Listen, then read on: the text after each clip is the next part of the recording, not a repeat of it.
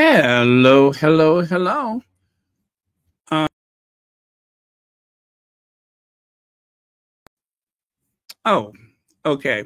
Hello, hello, hello. Welcome to Royal Sussex Live. Welcome, one and all. Thank you so much for being here. Okay, I need to do something I kind of goofed just a second ago. So I am going to hope this works.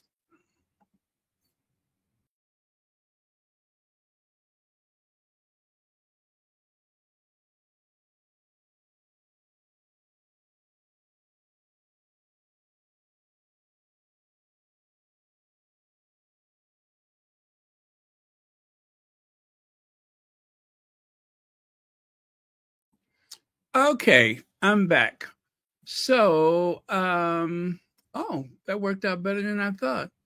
Fancy, fancy. Thank you so much for being here first. And hello to Helen Marmon, Mary H., Jeanette Williams. There we go. Okay. And a bunch of other people. How about that? Oh, by the way, I don't think we'll be here more than an hour.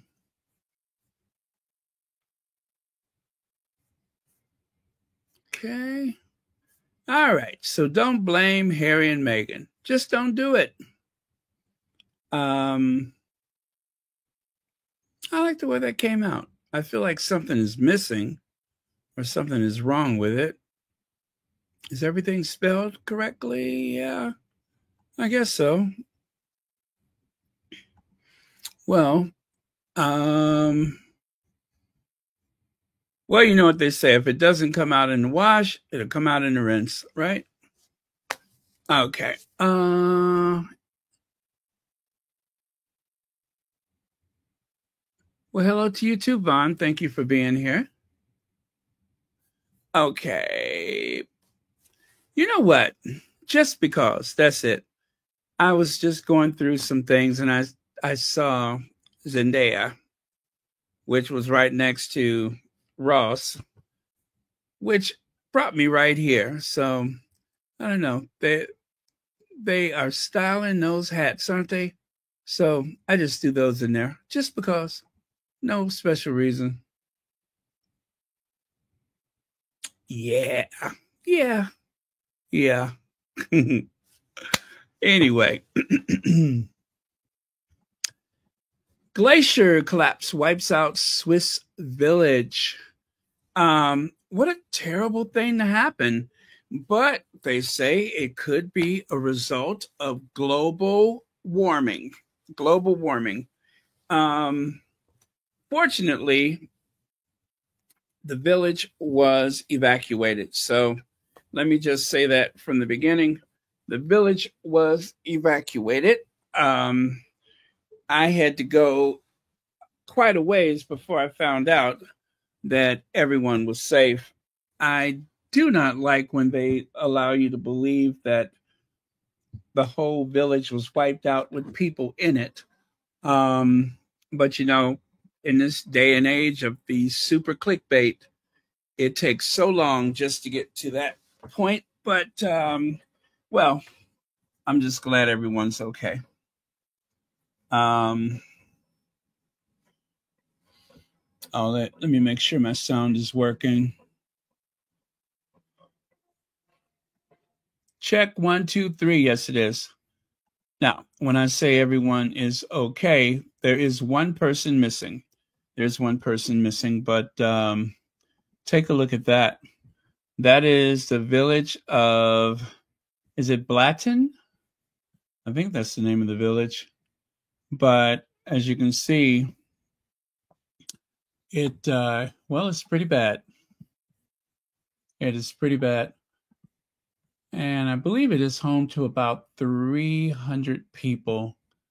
Okay, it says here the landslide that buried most of a Swiss village this week is focusing renewed attention to the role of global warming in glacial collapses around the world and the increasing dangers.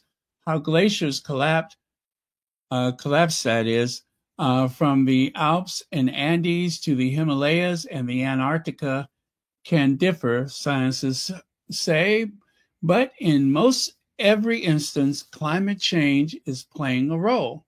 In Switzerland, the mountainside gave way Wednesday near the village of Blatten in the southern Loshinto, oh my goodness, Lot Shinto village, because the rocks faced above the Birch Glacier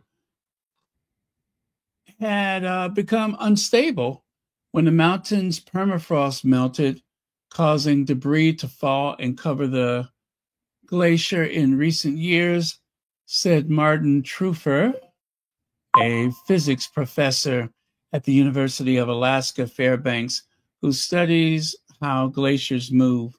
While the debris insulated the glacier and slowly melted, its weight caused the ice to begin moving, which accelerated dramatically.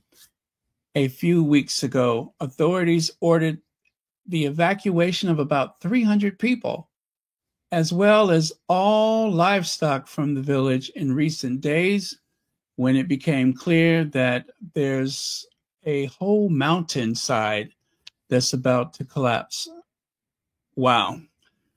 Wow, wow, wow. Isn't that something? See there? Look at the scar from the collapse right there. I mean, could you imagine living beneath something like that? It kind of reminds me of that time I was on a train. I was on a train, and well, anyway, there was I had one of those shared sleeper cars, right? I was in a shared sleeper car, and I was the last one in the room, right? There were four gentlemen, including myself, and I was the last one in the room. Well, I felt very uncomfortable because I had to take the top bunk, right? And usually, who doesn't like the top bunk? But the way the bunks folded down, there was like this, I guess, nylon strap that held it in place. And so I asked the young man on the lower bunk, I said, would you switch with me? I said, I don't trust this bed. I said, if I were you, I would not want an over-caffeinated, chubby baby boomer sleeping above me on this train. So kindly switch with me, would you?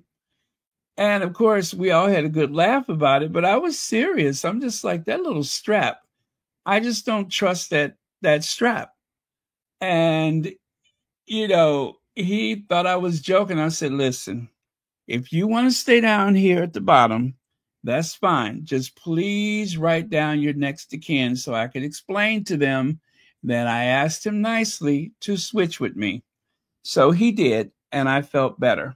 But yeah, that's what it reminds me of, where you have a massive weight teetering above live innocent lives. Oh man. I wish I could find, I took a picture of everything when I was on the road, and I'm sure I have a photo of that somewhere. And if I can find it, I will share it with you. But yeah, that's what it reminds me of. And that is very much a true story. I mean, we had a good laugh about it, but seriously, switch bunks. The life you save can be your own. And so he did. I mean, that poor baby, I didn't want anything to happen to that kid. You know what I'm saying? I mean, at that point, I had to have been over 50. I had lived my life. I had lived my life, but you know what I'm saying? You're so young and so fair. You have so much life ahead of you. Just switch, okay? Okay. Gosh, I'm trying to remember. I think I was taking an overnight train to Portugal. I think that's what it was. An overnight train to Portugal.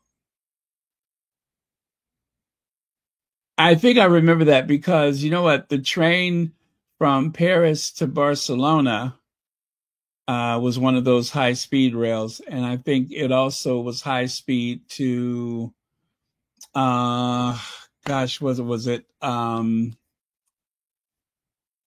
Madrid and Zaragoza? But I don't think it was high speed going to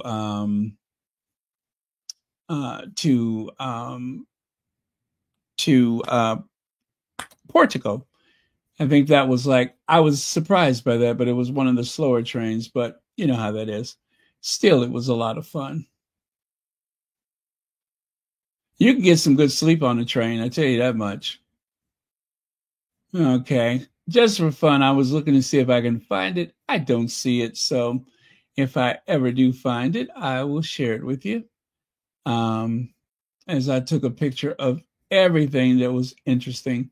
But yeah, Portugal was beautiful. I was so amazed at the train station. You know what? Maybe I couldn't take a picture because, oh, I see it. I see it. I cannot believe it. I see it. Okay, give me a second. Give me a second. I will show it to you. Um, First, I have to label it so I can find it again easily. So I'm just going to call this photo bunk bed or strap. Okay, I'm going to call it bunk bed. Bunk bed strap. Okay. Wow, that was too easy. That was too easy. I didn't think for the life of me I would find that thing. Okay. Just so you know, I'm not pulling your chain. This is true. Okay.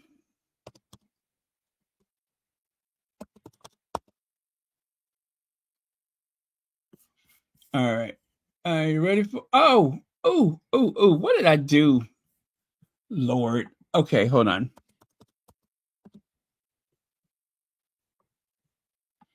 Okay.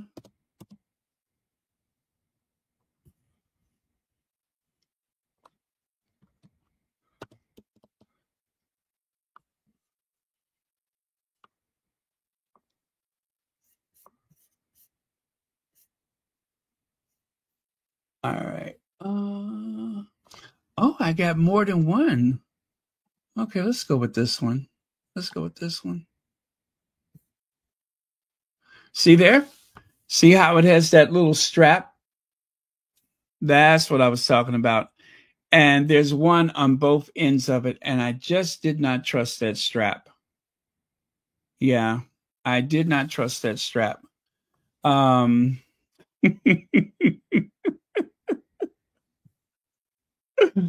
Woo! I did not trust that strap. You know what I'm saying? To be forewarned is to be forearmed. And I just did not want that kid risking his life with someone who has grown up on Chicago pizza, Harold's chicken. You know what I'm saying? Home run in pizza, Harold chicken. I didn't want that kid risking his life with that delicate nylon strap between I'm sorry, between that bunk bed and his maker. That's what I'm trying to say. I wouldn't hear of it. So we switched. I felt better, and yeah, and I'm sure he has gone on to success.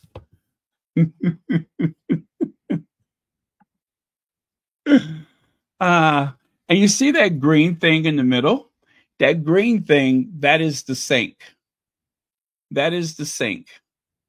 And let me see. They gave us bottle. You can see there's hangers in the background there, and then there's the window. But yeah, when you're in Europe, the sensibility about spaces like this is very different. I think in the U.S. we're a little bit too uptight about stuff like that. Back in the old days, they used to have stuff like that, but nowadays, nah. Nowadays, people are so, you know.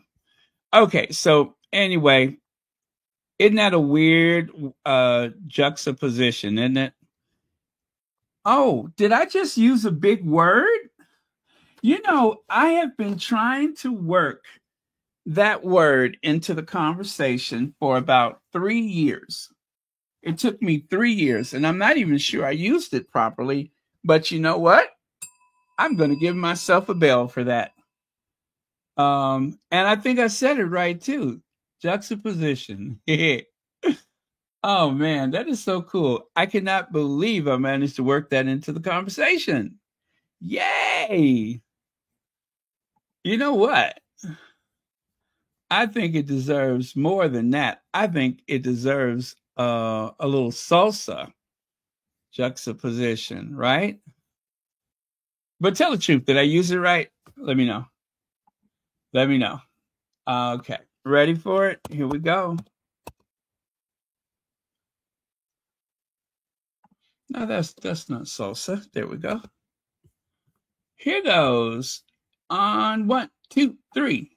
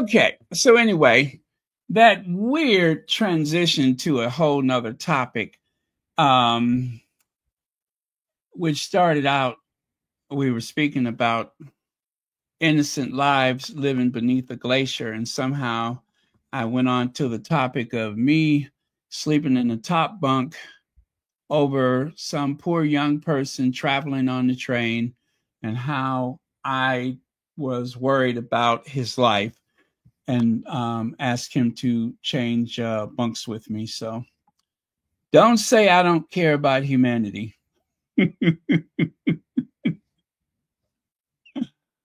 Oh man. Okay. So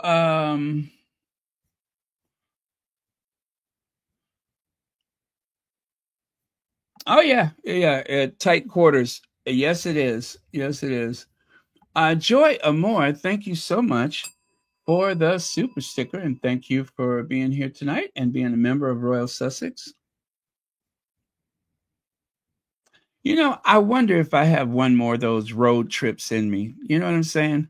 Would you guys like be interested in me traveling across Europe again or something like that?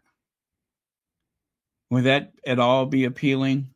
I mean, of course, still with our usual updates and everything, but gosh, I was too old to be doing that then. I don't know if I could manage now. But it was fun. It was fun being someplace else every other day. That was like the biggest trip of a lifetime for me. Okay. Okay, that was about the glacier. So again, there's one person missing, and I do pray they find him. Hopefully, it's just a matter that they didn't know where he evacuated to or something like that.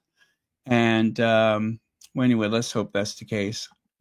Now, the subtle and sometimes not so subtle way Meghan Markle and Prince Harry repeatedly turns the spotlight on themselves to create Sussex distraction. Are they coming up with like a new thing for them? They're calling it a Sussex distraction. At least it's not rooted in misogynoir like that other one that I don't like to say. But for some royal observers, this is hard to believe. It seems that whenever King Charles, I'm sorry, this is just too pitiful. They should be embarrassed to even have to uh, put this out there in the universe. Okay, let me do it more in a whining voice. It seems like whenever King Charles and Prince William make headlines for royal engagements or celebrations, the suffixes appear with their own news.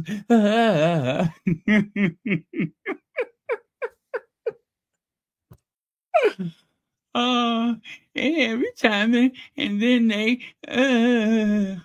come on, you know what I'm saying? Put on your big boy draws and keep it moving. Um, y'all didn't want Harry and Meghan taking the spotlight away from you. You have a 1,000-year-old institution, and you have all of your people in the press to maintain this what do you call it, the invisible contract. And of course they have like what the whole propaganda wing of these newspapers and news channels and such.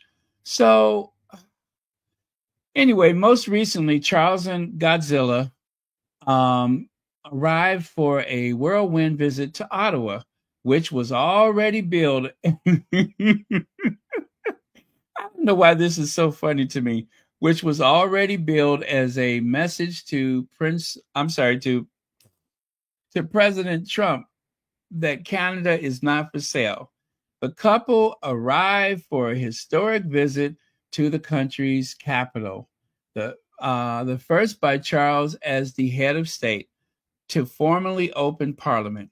It was the first time a sovereign had undertaken such an honor for 58 years and came as Canadians voiced their outrage as U.S. presidents. Yeah.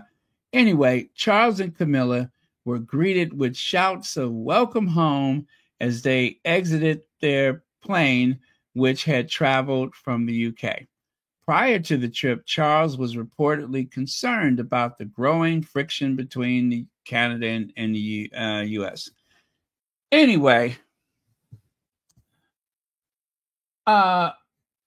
we all know what happened. Harry pulled a Houdini and showed up in China unannounced. He showed up well, they knew he was coming, but he showed up in China. And they were miserably upstaged again. As a matter of fact, I mentioned that the other day on the 27th that they were upstaged again. But and what did I say before that? Oh yeah, Shanghai surprise.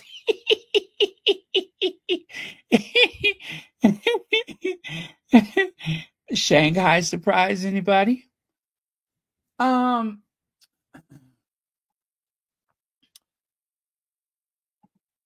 Whether or not Charles showed up in Canada, oh yeah, sure, there were a few royalists and monarchists that was glad that he was there. But for the most part, I believe that one survey that I shared said that most Canadians were kind of like, who cares?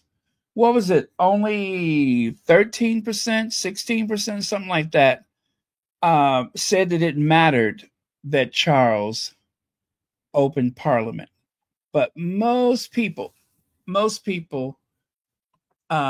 rather blasé about it. They did not think it was important at all.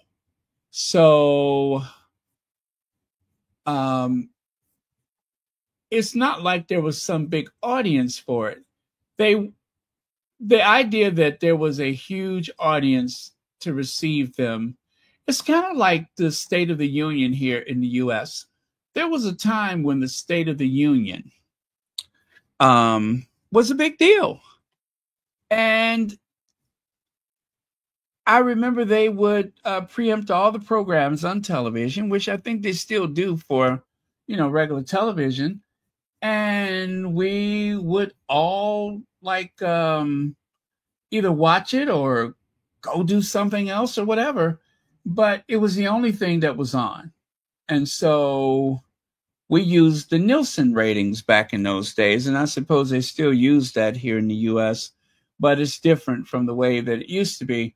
But they had a monitor on televisions and a monitor that could take the data for the Nielsen ratings company.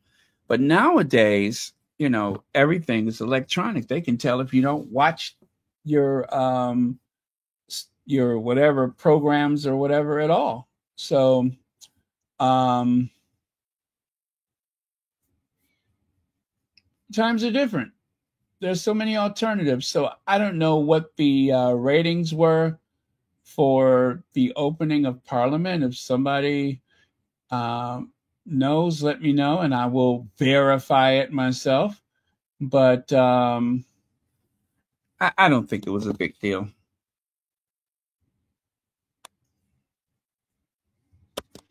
And definitely, let me see. There was like this one, someone actually shared it, but it was like a news clip of Charles standing on that riser or whatever it was just before he reviews the troops. And he seemed to, they were like, well, you can tell that Charles is rather emotional. I'm sorry, King Charles III is rather emotional. And you can see the way his face seems very tense. And he literally has gone to tongue in cheek. And so, I mean, it was like him standing there was supposed to impress us that he was so emotional about this undertaking.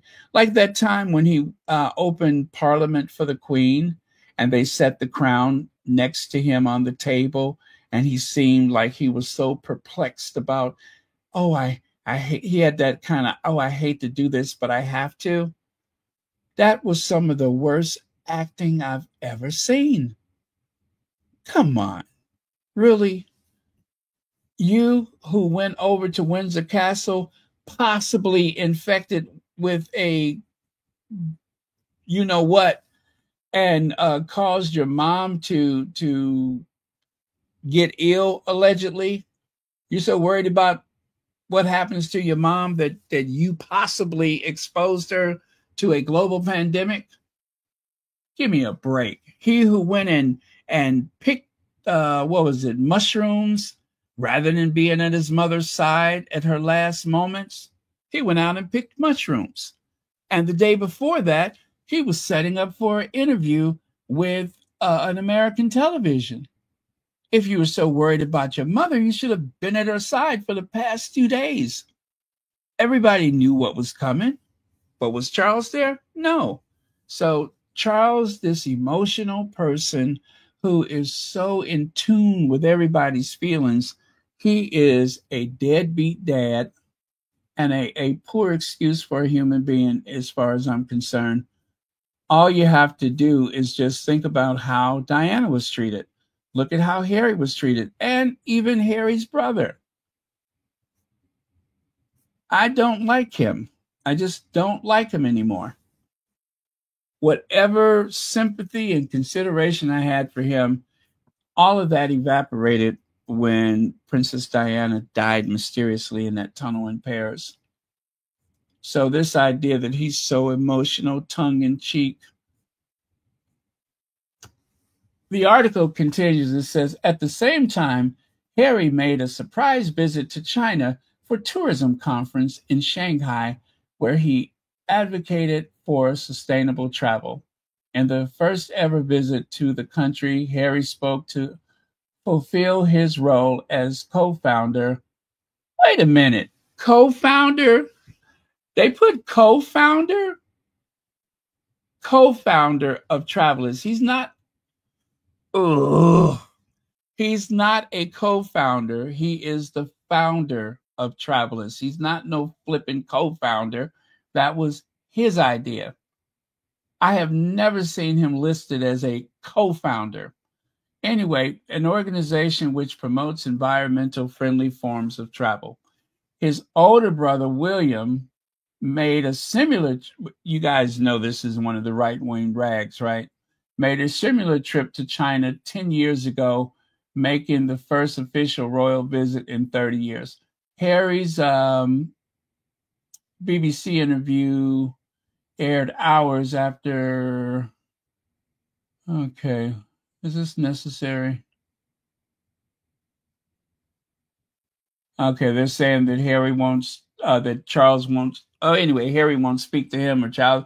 Somebody ain't speaking to somebody. The rift escalated after Harry and Meghan publicly spoke, but about their experience with the royal family. Okay, let me see. Okay, Harry landed. This is what I'm looking for. I don't want all that revisionist history. Harry landed in the UK. Nope, not that. I want to be on present day.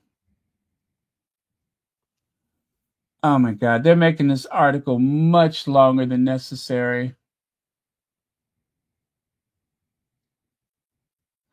I'm trying to see how Meghan supposedly upstaged them, because there's including Meghan with that, but it was only Harry that actually upstaged them, I believe. Anyway, I'm done with that.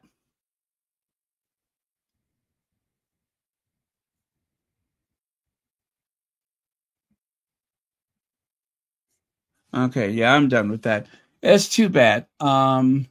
If there was some kind of cooperation between all of the royal households, in other words, I guess I'm trying to say, if he was on speaking terms with his father, he could have just, his father could have asked him politely, please do not schedule anything for this date or that date. But since they're not on speaking terms, then I don't think he's obliged to do anything in particular. Remember, his father went through all that trouble to schedule a garden party when Harry came to the UK. And of course, there were other occasions when his father pulled those little stunts to try to ignore his son. So Charles is awful. He is awful, and he's going to be remembered for how awful he is. He really is. I don't care how much they try to sell this whole sympathy thing. He will be remembered for how he treated Diana, and he's going to be remembered for how he treated his kids and how he brought that person into Westminster Abbey and put a crown on her head. That's what he's going to be remembered for. So Meghan, Meghan, there was so much goodness on season 1 of With Love, Meghan on Netflix that didn't make it in. There just wasn't enough time. This scene with sweet Randy Karen is especially fun as you think about summer entertaining tips and tricks. So this is someone who, I don't think that person. No, she wasn't on what was released on Netflix. I don't think she was on there. Great weekend to rewatch and catch up on the show as we gear up for season 2 this summer and all the fun to come. with As Ever Official. So, you guys, Megan wants us to rewatch the With Love, Megan. See there? Great weekend to rewatch or catch up on the show as we gear up for season 2. So think about it. Think about rewatching. I think I'll go back and watch it. I got some spaghetti in there. I think I'm going to go back and watch it. Okay. Moving on. So that is exactly now. I wish I could share the video with you, but I'm afraid because this is not a video that Megan made herself. This is on Netflix, and Netflix is very strict about their material. And I hope you're listening to that, fellow content creators. Do not share anything from Netflix, even if it is something that Megan shares on her Instagram. Do not do it. Netflix is very strict about that stuff, so be careful. Yeah, so anyway, what she's doing there is if you take the knife and you go into those lines that are already grown into the pineapple, you can pull those little plugs out individually and just kind of bite into them. Yeah, you pull those plugs out and just kind of bite into them. Oh my goodness, my mouth is watering at the thought of it. I haven't cut a pineapple in years. That'd be something interesting to try, wouldn't it? Because I know I've never sliced a pineapple like that before. But yeah, you can go at it with a knife and just lay them all out. But of course, any fruit or vegetable, I always rinse it first. I don't like to cut into anything, even if it's got a hardy skin on it like that, because when you're taking that blade through it, you're taking everything on the outside to the inside. So I recommend rinsing it, and if possible, get yourself a vegetable brush. I have a vegetable brush that I use especially on potatoes and sweet potatoes, and you can get in all those little grooves and everything, but it's just a good habit to do that. Olivia Johnson, a member for 18 months. Thank you so much for that. Hi, Baron. I have watched it 3 times already. Can be rewatching it again. Oh, okay. Good for you. Then I need to at least rewatch it once. Oh, Dee Patel, thank you so much for that. You all, the loveliest people I know. Thank you so much for that. Yeah, this is a great group on here.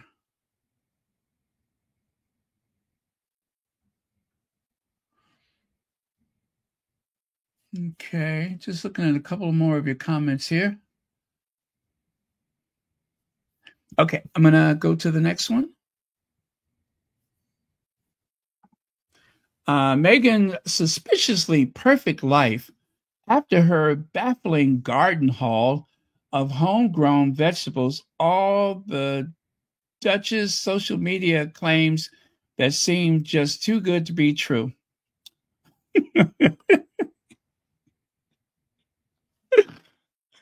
uh,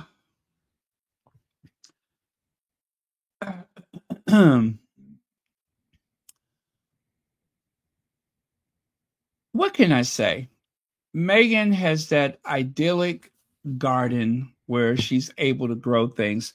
Now, I speculated that she had gone to the farmer's market, but I do realize now that it says the caption said that that it was a yield from or haul that is from the garden, from her garden. Okay, thing is, she lives in California. Stuff grows year round. Number 2, there is an outdoor kitchen, right? There is an outdoor kitchen. So if Megan wants to go to the garden, which trust and believe, the garden is not right outside the door.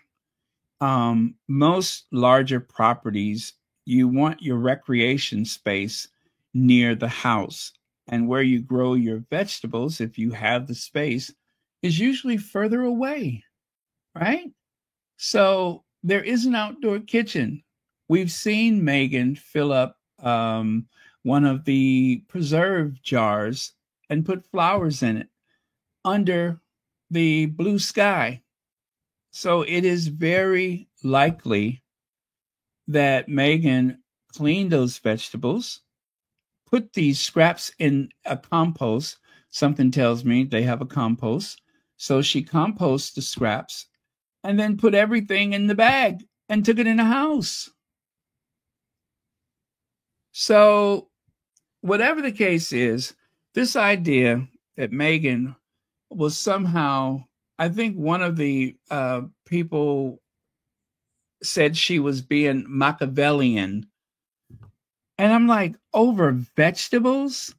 That was a Machiavellian. This is why I'm calling it Veggiegate. This is Veggiegate. This is what's going to topple the House of Sussex is Veggiegate. This is finally going to expose Harry and Meghan and their diabolical plans to overtake the world, one zucchini aubergine at a time. Veggiegate. And who is the mastermind of this operation? Huh? Who's the mastermind? Mamma Mia. Ever since Mamma Mia has shown up in the Sussex's household, Mamma Mia has been calling the shots. Mamma Mia is not just a simple, what is she, a beagle?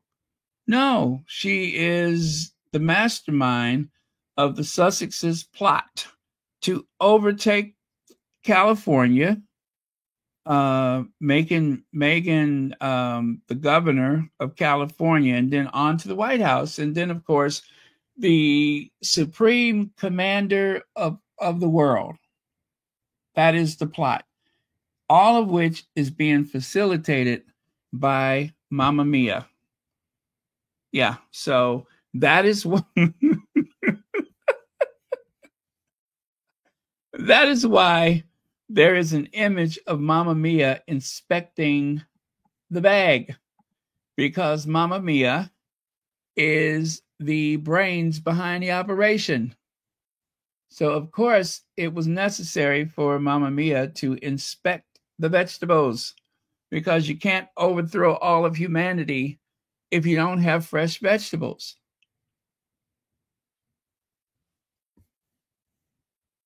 I'm sorry, you guys. I couldn't keep this to myself any longer. I couldn't. It would have been a dereliction of duty if I would have kept this to myself any longer. So it has been exposed. I suppose this means that the Sussexes are going to just have to go on and successfully carry out the other several positions they have, like Travelers, As Ever, With Love, Megan, Better Up. What's that little sport thing they have? Oh, I know what it is. It's called the Invictus. Yeah, that's it, the Invictus. So back to Invictus and all the other stuff. And this is the end of that criminal enterprise to overtake humanity with a woven bag of vegetables. So I feel better now that the truth is out. And you see there, accusing Megan of lying, and to prove it, they use comments on As Ever Instagram page. But wait, there is no As Ever comments. They have never been turned on since the page was created. So full page on Megan Produce. They have a full page on Megan's Produce, complete with comments from her Instagram, even though the comments on the Instagram are not on. Why are they so desperate?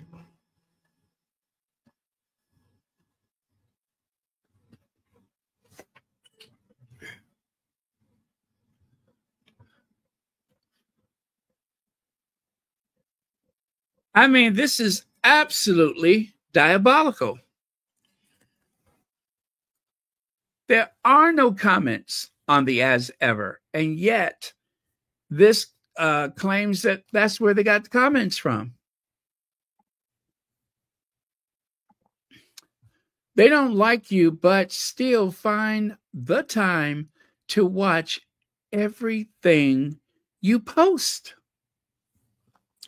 Everything you post. They don't like you, but they find time to comment on everything you post.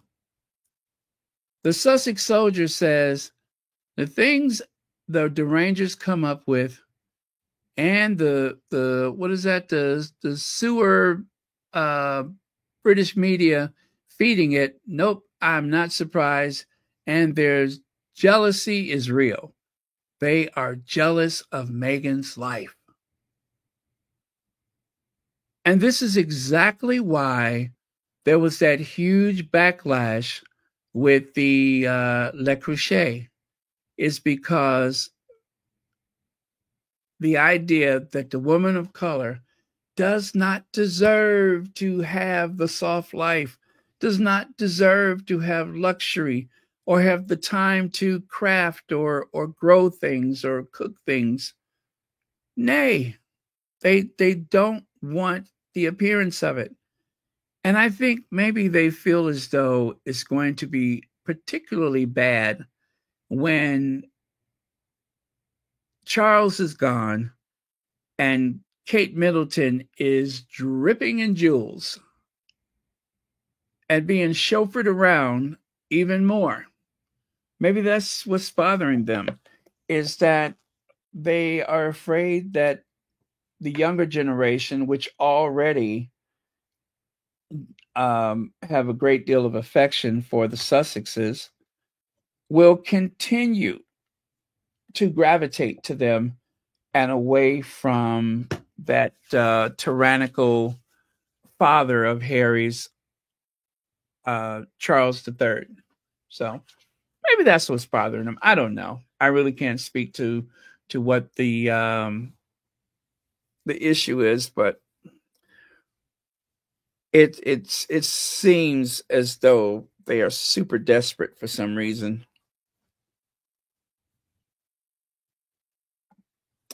So, event funded by Prince Harry focuses in part on reproductive rights. The Center for Intimacy Justice showcased research on censorship and social media. Was that demotion regarding women's health information at the event? Now, I didn't know this happened. I mean, if you look at it, it says May the 2nd. How did we miss this? How in the world did we miss this? They posted that on their Twitter right there. I saw it myself. Prince Harry joined a meeting with our founder, Jackie Rotman, about responsible technology. The CIJ was honored. Oh, is it? Okay, yeah, the CIJ was honored to participate in a recent RT Youth Power convening in New York City as one of the fund's what's that, grantees. During the event, the Duke of Sussex delivered a powerful reminder. So yes, I don't know how we missed this if that was May the 2nd.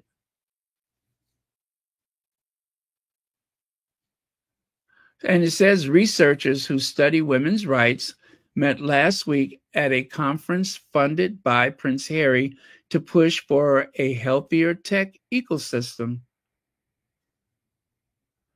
So I know they do have that the what do they call it? The RT Youth Power. I have seen that on their what do they call it? The Archwell website. I have seen it there. but I don't know how we missed this. Now, if you notice, there is a ficus tree. This is not a photo from that meeting. At least I don't think so. This photo is, I believe it includes some of the people from Sentebale. And there's one particular person from Sentebale that I choose to hide behind a ficus tree. So if you're wondering why a ficus tree, why not, just redact it with a big mark or something like that? I chose not to do that because the ficus tree is just a tradition. If there is a crack in your wall, if there is a stain on your floor, one way to take care of it is to put a throw rug over it. So if your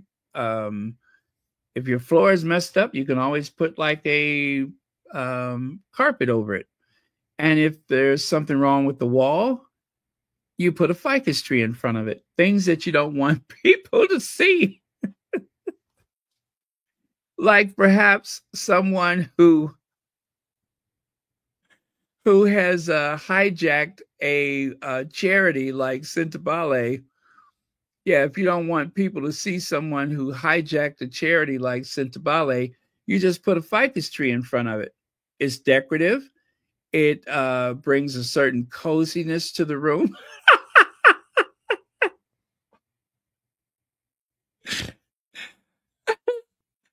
Yeah, so that's why there's a ficus tree.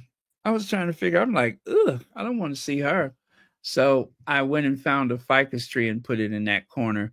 So that way you don't have to deal with whatever you find aesthetically unpleasing or somebody you just don't want to be bothered with, or both. But yeah, so I chose a ficus tree. I guess I could have used like yeah, there's a lot of things, but I like the ficus tree. Um oh wow, $16,190 for the fundraiser. Let me put that up there at the top. Okay, I just pinned that to the top of the chat. And remember, we're going to keep sharing this every day, so you can make your donation for the fundraiser for the, what do we call it? The birthday celebration for Prince Archie and Princess Lilibet, in support of the Assistance League of Los Angeles. So anyway, good on Harry for supporting this event. Still, I can't understand how we missed that. It's been almost a month. Now, an open letter from Broadway Theater Community. They have an open letter for Patti LuPone. There's an open letter signed by 500 plus members of the Broadway community reprimanding Patti LuPone and demanding that she do better. That's it. Just do better. 500 Broadway performers signed open letter urging Tony Awards to disinvite Patti LuPone for degrading, that is, and misogynistic comments. Now, you guys, the one part that I left out when I spoke about this last time is that Patti LuPone actually referred to Keisha Lewis with the B word. Is that correct?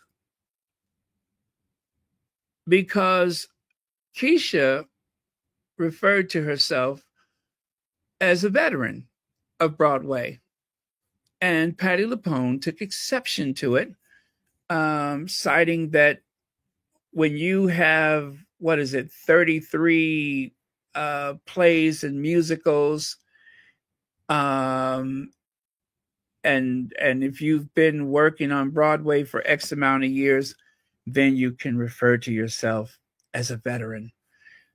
But the thing is, she just keeps digging a hole for herself. It's not been easy for people like Keisha Lewis and Audra McDonald's to take some of the roles that were traditionally performed by white actors or white performers.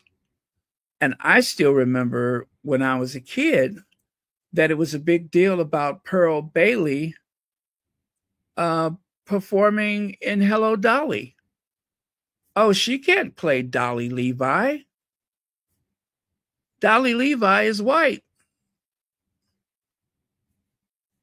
And yet it was a huge success, Pearl Bailey playing Dolly Levi. So that was one of the ways that they broke the color barrier on Broadway for a lead. And then also you had oh gosh, what was her name? Diane Carroll, Agnes of God. I mean, there were so many of them. There's so many times that Black performers were able to seize an opportunity to demonstrate their talent. And Patti LuPone probably didn't have to go through that, right?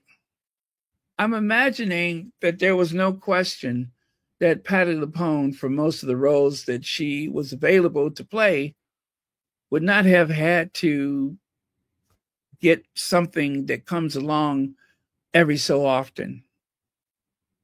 Now, I'm saying this, I'm not taking anything away from Patti LuPone's talent. She's incredibly talented. I own a album from one of her musicals, Evita. I have the cast album. Great music. Never saw the play or musical rather, but I have that and I've listened to it several times. And her voice was just absolutely powerful. Even listening to it, you can tell it was a great performance. And so that's why I'm so disappointed with Patti LuPone at this time, because being in such a position that she's in, her voice carries, not physically carries, but you know, in terms of shaping a narrative involving Broadway, and in this case, people of color. People are going to listen to you. And with the political climate as it is right now, it's just such a dangerous time. It's a bad time to create bad blood over nonsense. So, yeah, Patti LuPone referred to Keisha using the B word. And the thing is, Patti LuPone did not have 33 performance of different plays and musicals. It was 31, still a big number. And Keisha, I believe it was, I think 13 or something like that, where she was able to get those lead performances. So again, Patti LuPone is older, and I'm sure most people in America knows Patti LuPone by name. So I would dare to say she's probably more famous than just about anybody else performing on Broadway today. And as such, there is a responsibility with that. Now, I don't know what the age difference is, but I'm assuming that she's old enough to be Keisha's mama. So it is very much bullying to carry on like this. It is being a bully. And so now you have over 500 people saying, do not invite her to the Tony Awards. do not invite her. She just needs to go away for a little while and maybe take some advice from some good friends. But she needs to clean this up because she's what, in her 70s now? This is not the type of legacy that you should leave behind. And especially in this digital age, it won't be easily forgotten, if ever, but people will remember that you cleaned this up, that you conducted yourself like a lady and handled your business. Whether it's an apology, a public acknowledgement, whatever the case may be. You know, after Andre Leon Talley called out Anna Wintour, she wrote a letter or whatever it was to the Vogue magazine staff and whoever else read it, acknowledging the fact that when it comes to race, they dropped the ball. She acknowledged that. She publicly, and I do believe she apologized. I can't remember whether it was an apology or not, but she acknowledged that. She apologized for it. And that is going to go a long way where her image is concerned long after she's gone. So that's what I'm saying. Patti LuPone needs to do something about this because she's not at the beginning of her career. She's not at the middle of her career. She's getting close to the end of her career.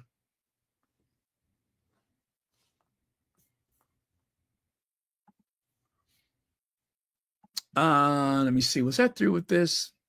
Yeah, I guess I'm through with it.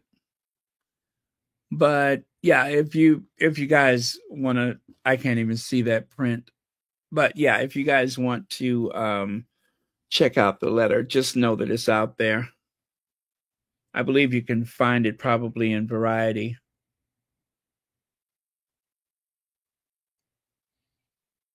Yeah, but I'm very disappointed. Very disappointed. Thing is, Black people spend money on Broadway too, right?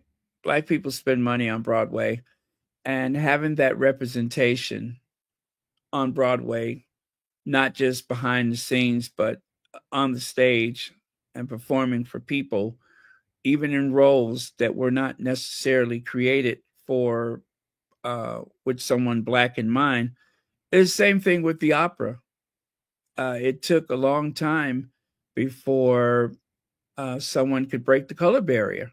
There were people who did not believe that Leontyne Price should play some of these historic figures, but she did, and it was a huge, huge success.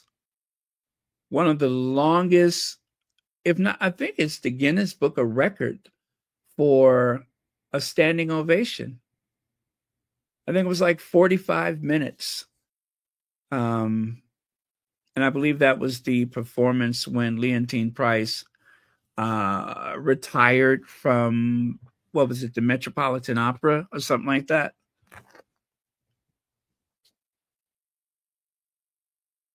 One of the longest, if not the longest, applause in history. I think it went on for some 45 minutes, if I'm correct. Let me see. Longest applause in history.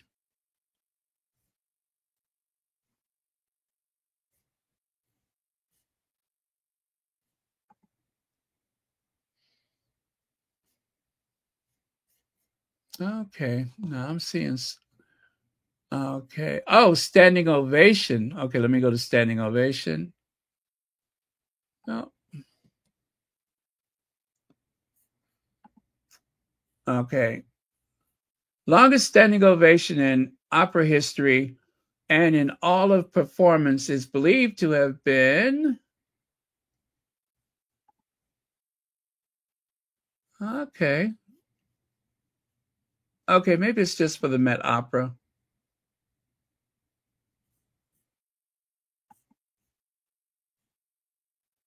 42 minutes.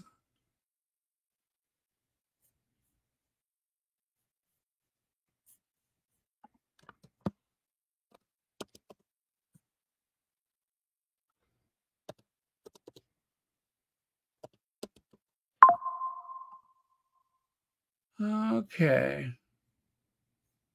Yeah, 42 minutes. And that was back in 1961.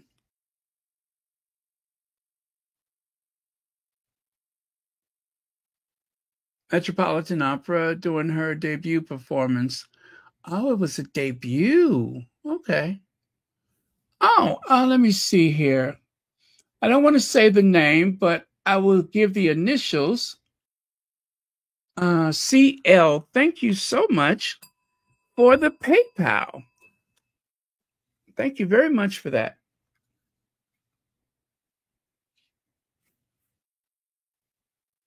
Okay, greatly appreciated. Thank you so much. Let me see. Was there a message with that? Oh, let me see. Nope, I don't think so.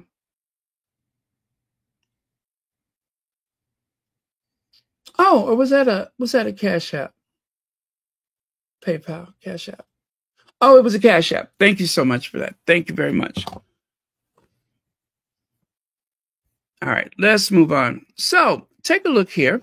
Vanessa Feltz' TV show and Meghan McCain's podcast both struggle to find audiences. Why do they think that the bile that they're putting out there every day is entertaining people? Why do they think that that is entertaining? What is it about the one note Johnny, one trick pony? What is it about that they don't get that is not sustainable? If the only thing you have is that, okay, it's not going to work. Now, Vanessa Feltz thought that it was entertaining, mocking and imitating Meghan as best she could. And then, of course, Meghan McCain, who I'm not sure if you're aware of this, but her father was her father was John McCain. I know this because she said so herself at least 10,000 times on The View that her father was John McCain, U.S. Senator, war hero. That was her father, her father, her father. And oh man. Anyway, they're scrambling to maintain the audience.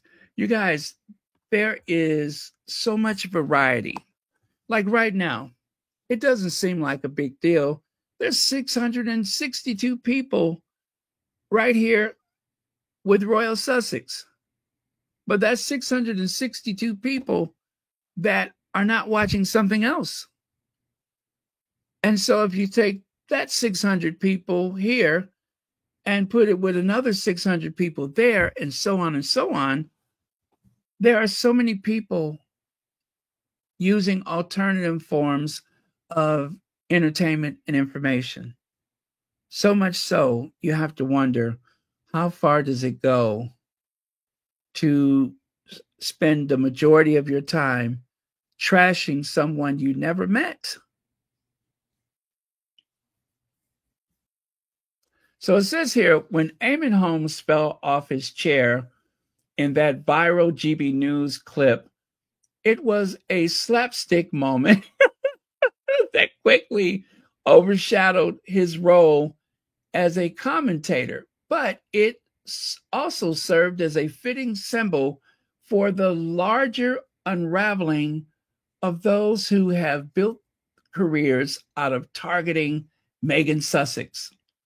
Holmes isn't the only one to take a tumble. Other high profile Megan Sussex haters are grappling with their own misfortune. Vanessa Feltz' new talk show, that is, has floundered with dismal ratings. Meghan McCain's revamped media project hasn't caught on with audiences. Even ITV Loose Women, once a weekday staple, has been rocked by deep cuts and shrinking schedules. So let me go back to yesterday with Vanessa Feltz. Can I do that? Because, was it yesterday? Yeah, yesterday.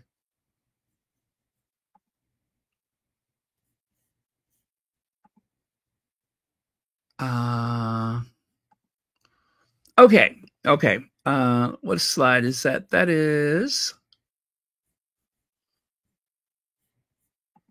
number 18. Okay. So I go back to yesterday and I go to slide number 18. And voila, there it is. According to figures, Vanessa only attracted 83,000 viewers in contrast to the show preceding it. Storm Huntley drew 154,000 viewers. So let's just round that up to 160,000 viewers. While Home and Away, which aired immediately after, attracted, let's just say, 160,000 viewers. Now, rounding that 83 to 80, let's just say that before her show came on, there were 160,000 people watching Channel 5. And then enters Vanessa Feltz, enters the buffoon, and 80,000 people vanished.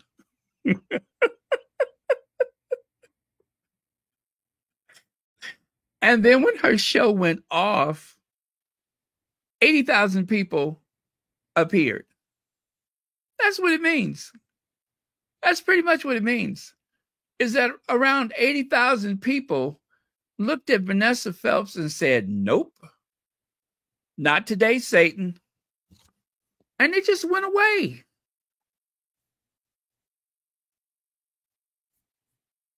And I don't think she gets how pathetic that is for her. I don't think she gets how ridiculous she looks. And then, of course, some of the criticism that she received. Well, I mean, if she was my mama, that would just break my heart that people felt that way about her. But saying that she's too old in the face to be pretending like she's Meghan Markle. Come on. But yeah, 80,000 people looked at what was coming up next and they said, ain't nobody got time for that. Yeah. 80,000 people realized that Vanessa Feltz was coming and they just said, ain't nobody got time for that. And they just disappeared. They evaporated. That is embarrassing. How embarrassing is that? 80,000 people just vanished. And where's that comment? UK is tired of dried up women crackling on TV and slagging off Meghan. It's so boring, Vanessa messed up. Or how about this one? This old woman, I'm sorry, this woman is old.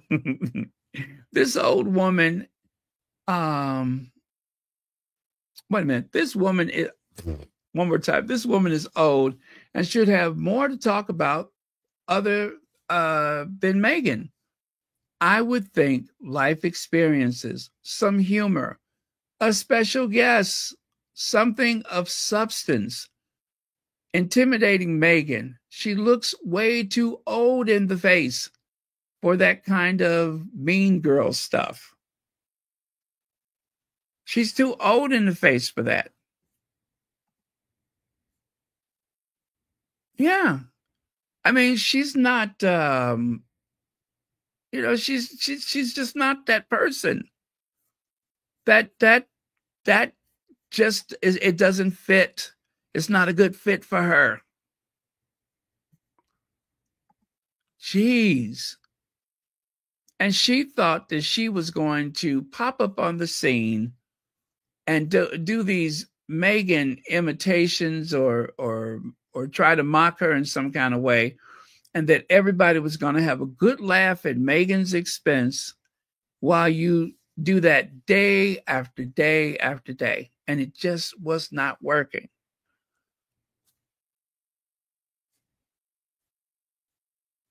So,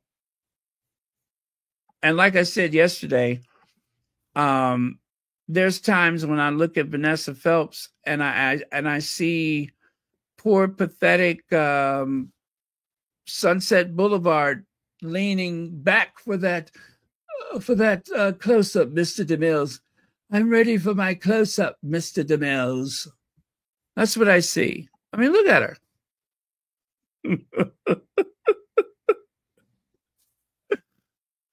Oh, this human scarecrow thinks she's funny. And at worst, she thinks that they're only laughing because of Meghan. No, they're laughing at you. That's what they're laughing at.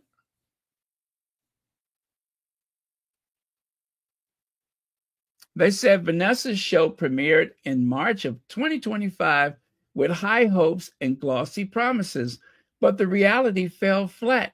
The debut episode drew just 83,000 viewers, paling against Channel 5 Storm Huntley and Home and Away. She was in the middle. She should have been able to keep a larger audience.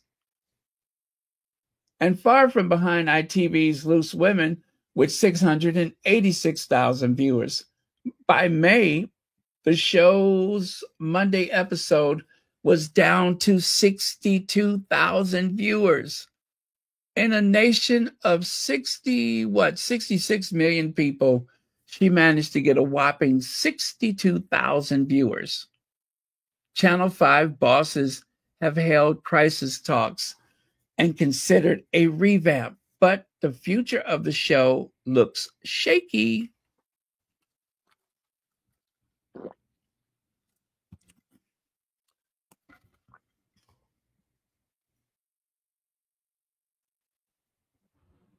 Phelps Talk Show has struggled against mainstream daytime rivals. Viewers' complaints about the set bright pink palette and its derivative format compared to Loose Women have circulated widely. Posts on social media echoed this sentiment, describing the show's ratings as tumbled. Since the outset, even if official figures remain unconfirmed, in radio, Phelps' LBC show fares better with 318,000 weekly listeners, but that's a distant that is second to what is it, Sangeeta Miska's weekend show, which closed out with 507,000 listeners in March of 2024, 24% higher than the previous autumn, and a sign of Phelps' waning influence. And then don't forget the Loose Women cuts. Yeah, you guys, these people, let me see. Just for effect, let me put the Loose Women up there. Just for effect, let me find the Loose Women. Oh, there they are. This is Loose Women in 720. What do you call it? 720, whatever that is, definition. And then this is the 4K. This is how they look in 4K. So this is 720, and that's 4K. I repeat, 720, 4K. See how different that is? 720, 4K.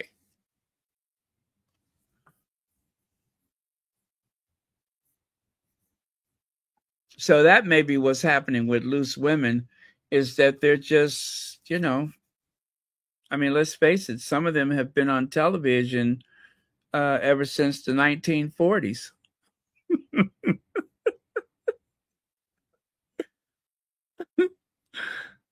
Some of them have been on television since the 1940s. So,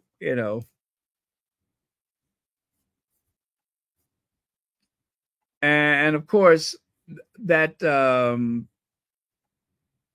royalist thing that where's my girl at?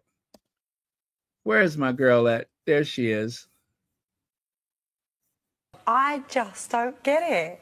I don't get any of it. What do you mean? You don't get what? Yeah. I don't get why we're so obsessed with these humans that are exactly the same. Like, it could be us four sitting there. I just don't get it. But are you talking about what you mean as royals, or as like Kim Kardashian? Because for me, they're becoming celebrities. Well, to me, that's all they are. The Queen is their celebrity. For me, is brilliant. I love the Queen. No, I love the Queen. Responsibility. She's always worked really hard, but hasn't I would work hard if the whole country paid for me to have like 12 houses and work really hard. No, they don't pay for all of the houses, but just a few. Okay. So again, 720, 4K. 720, 4K. By the way, you guys, please make sure you hit the like button. Please hit the like button. As you know, the first of the month is coming up, so please hit that like button. That will be very helpful around the first of the month. We need as much engagement as we can get. Please hit that like button. Okay. Where was I at here? Oh, yeah. I was talking about the Loose Women. So ITV's Loose Women has faced its own reckoning in 2025 as sweeping cost-cutting initiatives slashed the show's run from 52 weeks to 30 weeks per year, aligning it with school term times and trim expenses. The changes, merged the editorial team with those behind Lorraine This Morning. Lorraine and This Morning, leading to more than 220 job losses across daytime television. Presenters Ruth Langsford, ex-wife to Eamon Holm, Kay Adams, Nadia Sawaha, and Denise Welch have spoke out about their fears. Langsford, Adams, and Sawaha, frequent critics of Megan Sussex, are especially rattled by the changes, while Welch, who has defended Megan, remains a rare voice of support on the panel. And Sawaha has called the cuts brutal, and reports say Colleen Nolan reels from the changes because the show forms a core part of her earnings. Yeah, well, tough, you know what, said the kitty, but the milk's still good.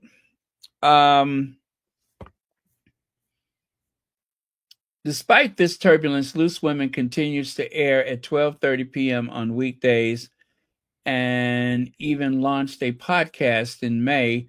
The show's vulnerability reveals how recent upheavals have rattled a once unsaleable program reflecting the challenges facing Felt's show and the changing power dynamics in daytime television. Well, so be it. And then, of course, lastly, there is Meghan McCain. Meanwhile, across the Atlantic, Meghan McCain's media ambitions have struggled to take off. Her podcast, Meghan McCain, has entered the chat, originally launched in 2023, has rebranded as Citizen McCain. Oh, that's clever. And merged with low-performing YouTube show hosted by Mark Halperin, Two Way Network. The rebranded show, now co-hosted with Miranda Wilkins, airs twice weekly and covers politics and pop culture, yet it has seen only modest viewership, with episodes reportedly struggling to break 5,000 views. Wow. McCain, once a high-profile figure on The View, now faces a new reality. Audiences aren't tuning in. 5,000 views? Jeez Louise. Now, McCain once said, "I love Princess Kate," while taking pot shots at Meghan Sussex. The irony, Meghan McCain. Wait a minute, do I have that? I think I have that. Or maybe I don't.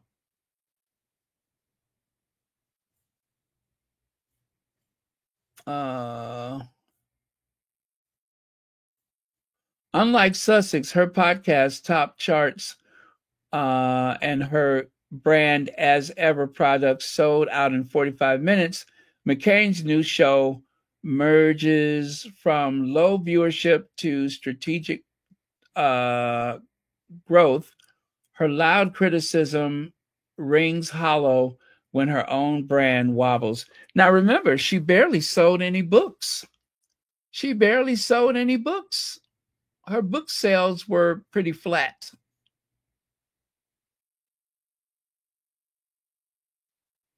So a poetic twist runs through careers of Meghan Sussex vocal critics. Vanessa Feltz, who once delighted in mocking Meghan's Netflix series, now watches her own show's ratings plummet.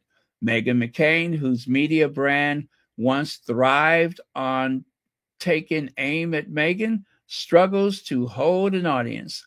With her rebrand podcast and YouTube show, Even Loose Women, a home for barbed commentary about Meghan and Harry, has scaled back and merged staff as cost pressures grow. The pattern has been ongoing. Sharon Osbourne left The Talk after heated on-air argument with Meghan over Meghan Sussex and Piers Morgan's attacks on CBS. And Piers Morgan's attacks on her. CBS cited Osbourne's behavior as particularly toward co-host Cheryl Underwood as out of step with their workplace values. And of course, there was Piers Morgan's notorious meltdown on Good Morning Britain, which ended with him storming off the set and parting ways with ITV. These stories show that the loudest voices against Meghan are not untouchable. While they spent years taking aim at every move she made, they now face their own challenges. Many would call it karma at work, and it seems to be happening again and again. So thank you, Feminagra. Yeah, that's what they call karma. Well, whatever you want to call it, I am glad that they are wallowing in their own patheticness. Now, Eamon Holmes has no sympathy for Meghan. I just find her incredibly irritating. I never met her, but I look at her and I think, I don't think I'd like you in real life. Awful, woke, weak, manipulative, spoiled. So, as you know, Eamon Holmes has trouble well, he just has trouble. He is physically a mess. There's all kind of stuff going on with him, but yet he won't shut up. He just keeps talking about Meghan and keeps putting his foot in his mouth. And of course, if he keeps falling as much as he's doing, it's going to be so much easier for him to put his foot in his mouth. Let me see, where is that?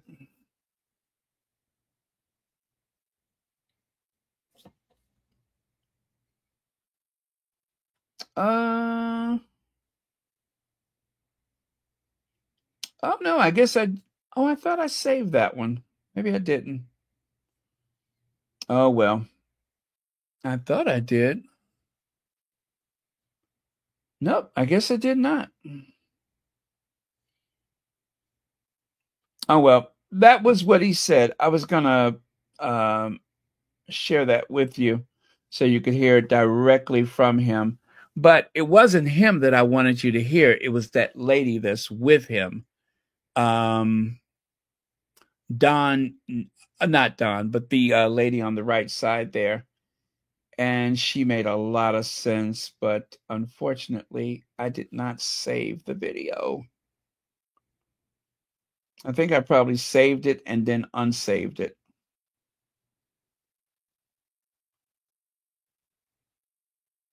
Oh, rats. Oh, well. Yeah, and that was so long ago, I don't think I could randomly find it.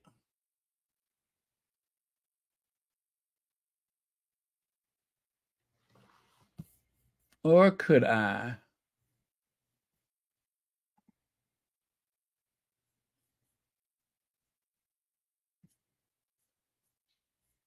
Nope.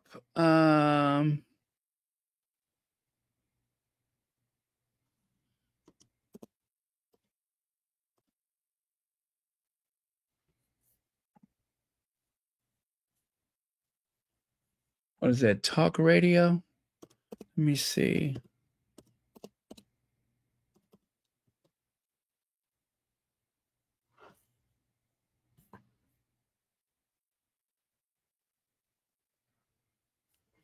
Yeah, I won't find that one.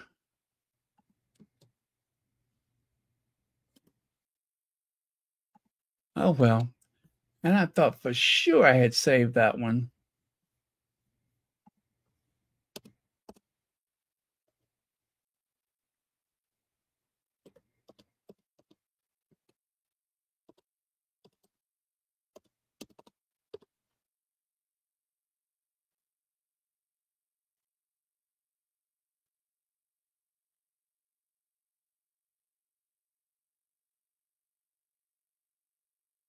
Oh, okay. No good. I don't see it.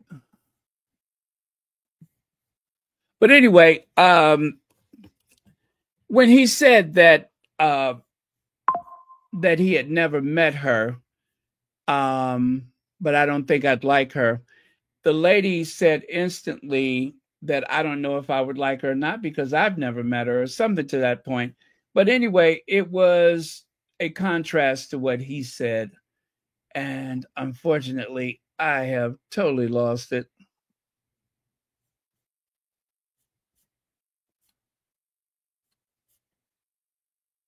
Okay, so I'm going to move on. Sorry about that. Now, right here on the left, this morning, presenter Eamon Holden told off by ITV for racist remarks after Meghan Markle, against Meghan Markle. Defiant Eamon Holmes admit he hasn't learned anything from Meghan Markle uppity race row. He referred to her as uppity. Eamon Holmes has broken his silence on the Meghan Markle uppity backlash. Right there, you see it. Yep, uppity is racist. A lot of people have no idea that the word uppity, when applied to Black people, has racist connotations. But it's getting harder and harder to understand how public figures in particular are able to maintain their ignorance of the term's history. I don't think that he said that by chance. He said it by design. He knew exactly what he was doing. Here on the right, a couple of years ago, Rush Limbaugh pontificated that the NASCAR audience booed Michelle Obama because she exhibited uppity-isms. Glenn Beck even defended him, citing the First Lady's love of, what is that, arugula. Her love of arugula means that she was being uppity. But there at the bottom, you can see uppity was a term racist Southerners used against Black people who didn't know their place. Your journalists know exactly what they are saying. And they know. They do know what that means. Just like when that one guy said that Black woman politician from Florida, I think he had called her an empty barrel or something like that. And that was used as a racist term, especially certain terms in the South.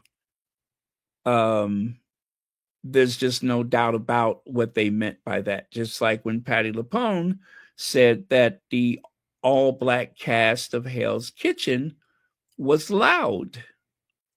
That was a dog whistle.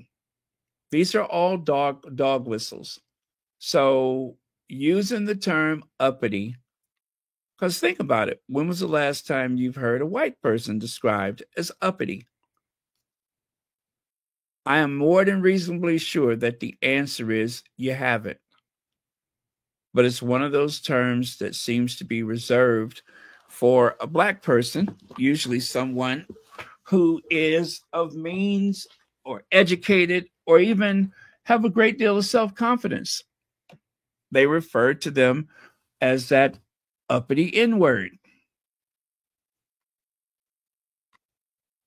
And Eamon Holmes has spent enough time in the world to know exactly what is meant by that. And especially, think about it, Eamon Holmes, the right-winger that he is, in all likelihood, even listened to Rush Limbaugh, among others. You guys, there is a whole world of right-wing radio, and now the right-wing internet,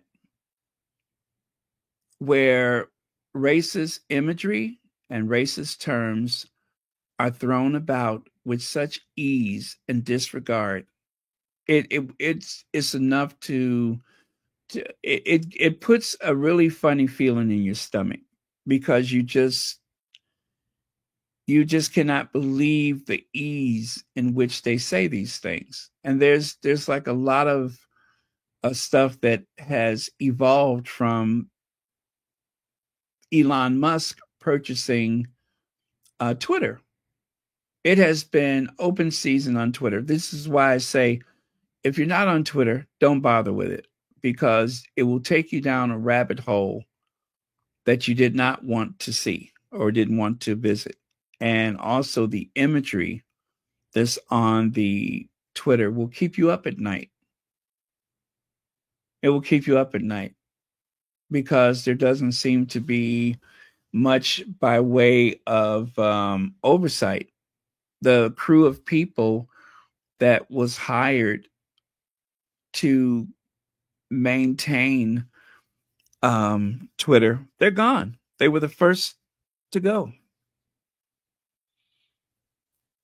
And because Twitter is not profitable,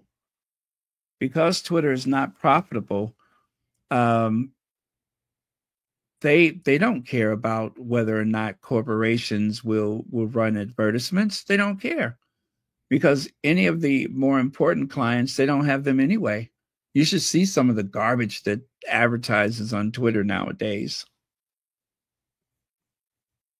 So, yeah, I'm afraid that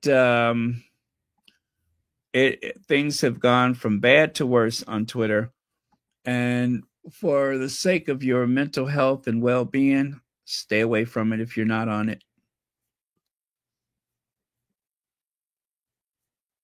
And if you are on it and you feel like it is affecting you, stay away from it anyway.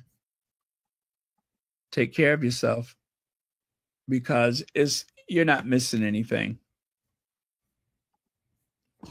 There are some squatties who, for the sake of it, like myself included, they're there because of the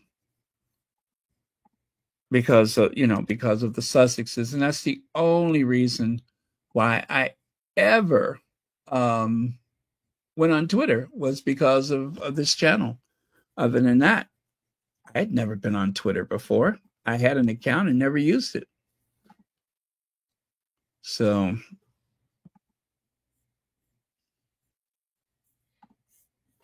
okay.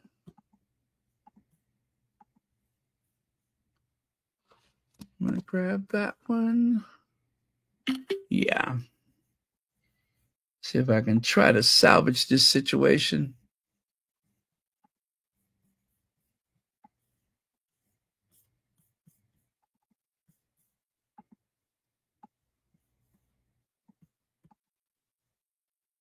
That might work. Let me see. That might very well work.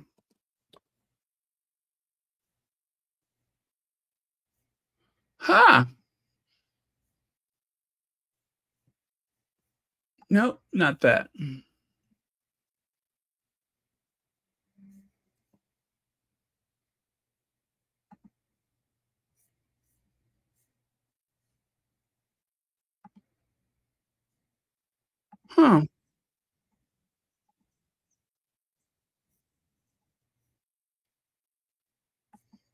You know what? Sometimes I surprise myself. I really do. I surprise myself. I knew I'd figure it out. Let's try that again.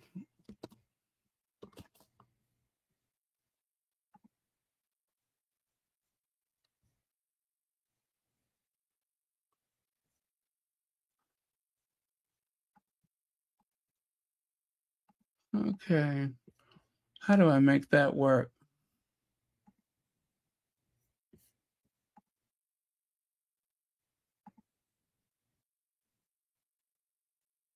Oh, okay. Okay, now let me see if I can make this work. So I have to...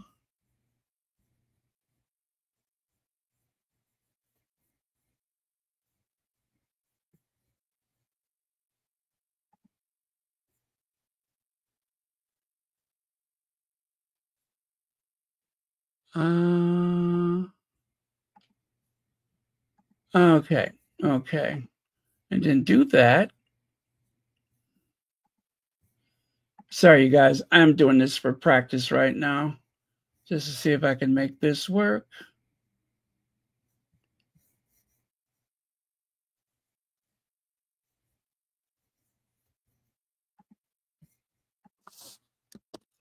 Just in case I find myself in this situation again.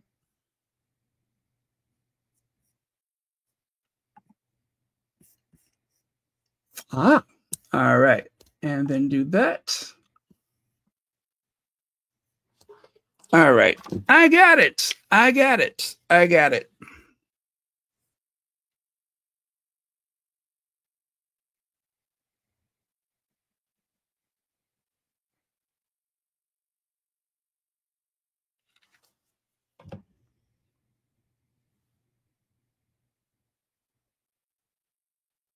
wants to be a Hollywood royal. She wants to have all the benefits in America that goes with it, but she wants none of the responsibility. She wants none of being told what to do. And more importantly, she doesn't want her hubby controlled in any sort of way except by her. But how do you know that it's Meghan driving this? How do you know it's not Harry? Well, I think he is like... Which one of these two do you think has the brains, by the way?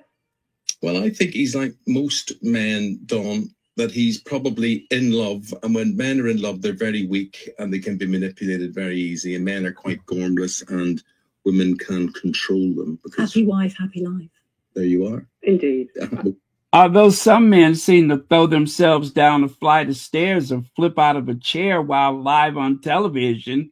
Okay. She's the stronger of the two, I would say that much. Dawn, final word from you, because you know any criticism. I never even noticed what colour the woman is, was, whatever. There will be, and I'm sure we'll get them today. There's always the old easy attack. You're only saying this, or any of us are only being critical because she's black. I don't even notice she's black. Wouldn't matter to me if she's black. I'm somewhat colored blind on those things. But to people who come out with that argument, what would you say? I would say this has nothing to do with racism whatsoever in any way, shape or form. It is about the two of them. It is about their hypocrisy. It's about the contempt with which they've treated the royal family and the British public in general. And I think they should just leave now, drop the titles, we pay them no more money, and they disappear and live the life they choose. And I don't care if I never hear nor see them again. I'm with you. Thank you very much, Dawn. Thank Lisa. you very much. Dawn, maybe we'll hear from you later on in the show as well, because I'm sure you'll have stirred up a few emotions there with that one. And really appreciate your take. Dawn is a former Daily Star editor. She's a columnist for many publications and a contributor, obviously, to Talk Radio as well. Okay. Everyone's had their say. You have your say. 0344 499 1000. Do you feel better having got that off your chest? No, I want to ask one more question. Which is? How easy is it to be unroyal? How easy is it to walk away when you're as famous as they are? You can say we're not part of the royal family, but you still are, really. Because your family is your family, isn't it? I agree with you, especially in America, where they'll all love this, and they'll be gormlessly looking at her, and she's playing the role of her life. I just find her incredibly irritating. I've never met her, so I don't know. But no, I've never met her either. But I look at her and I don't think I'd like you in real life. You're just that awful, woke, weak, manipulative, spoilt. What I have met is lots of people in TV series and movie stars and whatever from America who are mollycoddled beyond belief with PR people around them. And maybe she's just somewhat spoilt. They may well both be somewhat damaged, but she's a manipulator. She's a controller. You mark my words. Now, you know what? Listen. If he's met people that have a lot of, let's say, PR people around them, that they have legal people with them, that they have a team that travels everywhere that they travel, much like the royal family, when you are doing business, let's say if you're visiting the UK, and you're promoting a movie or you're promoting whatever, you're representing something in a very public way. When you have people like Eamon Holmes lashing out at you, or if you're in an interview and let's say suddenly things turns very hostile, like that time that Robert Downey Jr. who was the English reporter? I guess he's Indian. That was actually, interviewing him. And then suddenly he wanted to ask him about his past life. And one of the aides for Robert Downey Jr. was like, shut it down. Shut it down. Because when you're talking to multiple people day after day after day, it is very easy when you're campaigning for, let's say, a movie. You're out trying to get viewers for movies and such. It's very easy to get caught in an ambush like that. So you need people to help you manage the press. And again, the hypocrisy of it, because the British royal family has their courtiers. They have their own household of staff. They have the British tabloid media. They have people within the British government that are going to watch their backs, that are going to protect their interests. And if that's not enough, Look at all the people that they give those medals, those honors, the OBE and CBE. Even those people will rise up to protect them. Harry and Meghan don't have that. They have each other and a small staff. They don't have that.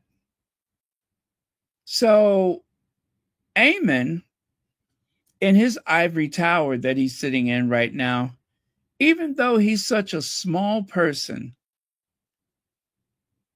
the right wingers that are listening to him, and let's say the very minority of people that have hostile intentions, are the reason why Harry will not bring his family over there. Because it seems so innocent, listening to it. Oh, he's just expressing his right to his opinion. But the truth is, everything that he just said creates a great deal of hostility against Meghan, which turns into threats against Meghan. And he is so comfortable with what he's saying in order to maintain an audience of like-minded people that he doesn't care that his words can cause pain, could get someone hurt or unalived. He doesn't care. He doesn't care. So when he's suffering, when his back is twisted in a knot, when he's flipped over in a chair at the studio, I don't care either. I really don't care. And if he is in pain, I say he deserves the pain that he's in.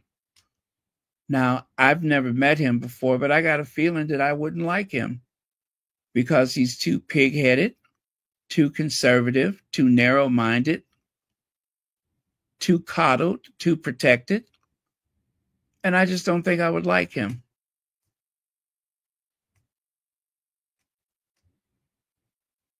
And so, remember, all of these little talk show situations, this is theater. Her job, the lady on the right, her job is to, defend Harry and Meghan, which I'm pretty sure she has a very positive or neutral view about them. But the lady that was on the phone, the Dawn Neeson, she worked for Daily Star. Well, right there, right-wing, conservative, royalist, Brexit, all of those things. I could have never known when I first went to the United Kingdom in 2007 that this is the backbone of a certain generation of people in that country. That this is the backbone, not the whole body, but just a very vocal minority of hateful people. They don't speak for everyone, but it's a very hateful minority of people that I didn't even know exist. I had no idea.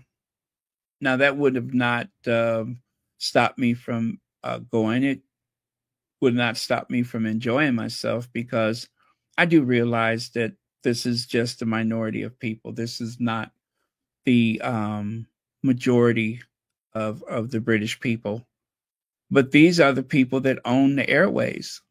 These are the people that own the print.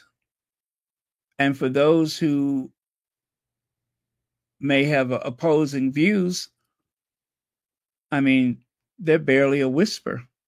They're barely a whisper.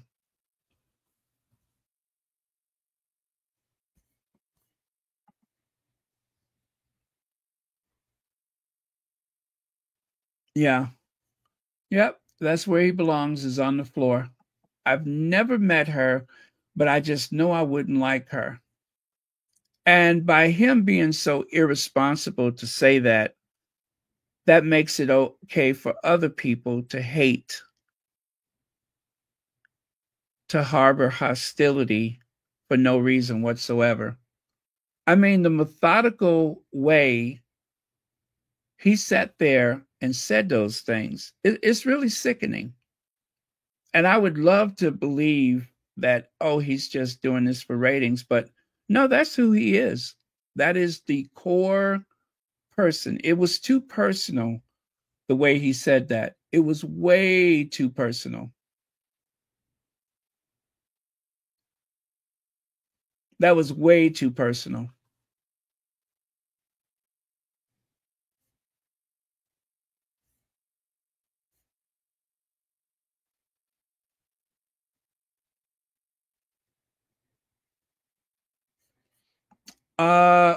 Gosh, Queen Elizabeth had to make her peace with Camilla years ago. She had to make her peace with Camilla years ago. I'm pretty sure that between Philip and Queen Elizabeth, Prince Philip and Queen Elizabeth, I'm pretty sure that they went to their graves assuming that Charles will be the undoing of the House of Windsor. The only thing that protects them is the press. The only thing that protects them is the press. The press and the firm's control over so many other ways of maintaining authority, like appealing to other governments not to protect Harry and Meghan. Yeah, that was mind blowing, you guys. That was mind blowing. I mean, just the calm demeanor in which he said all these things about someone he never met. He does not care about the facts.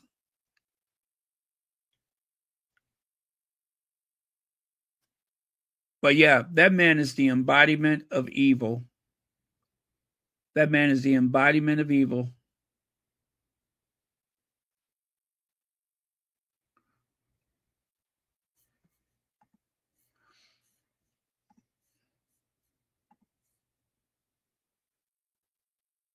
Throw him over the balcony. Who would sit on television and say, throw him over the balcony?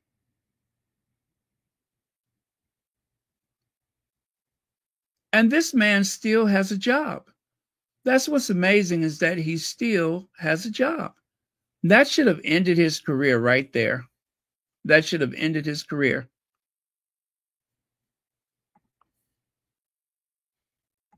But you know what, guys? If we wait long enough, this will probably end his career. If we wait long enough, maybe this will be the end of his career.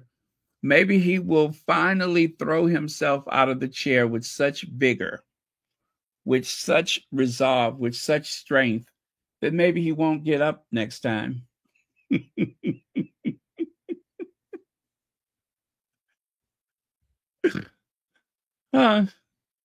Maybe next time he won't be able to get up off the floor.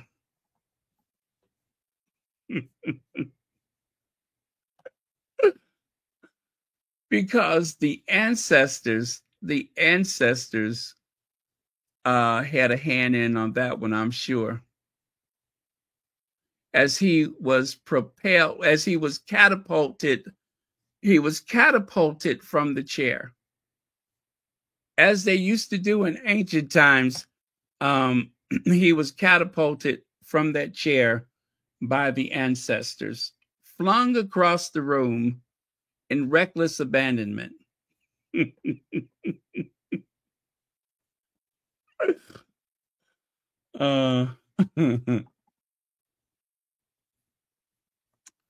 Yes, that's why that happened. I have no doubt about it that that is why he went flying up out of that chair. That he was flipped like a pancake.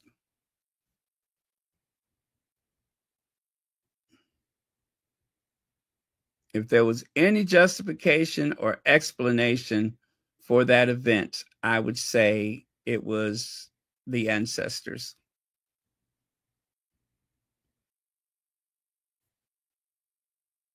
And of course, eventually he did return, all bandaged up and everything.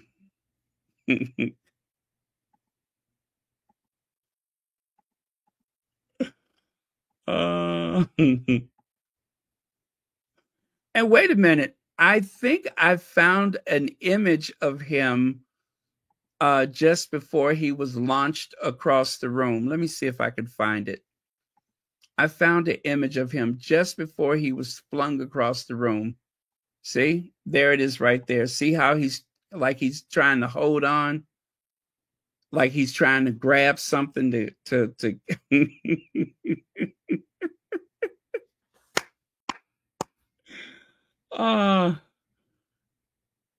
That was the last look on his face before he hit the floor. That's it right there. That was the last look on his face before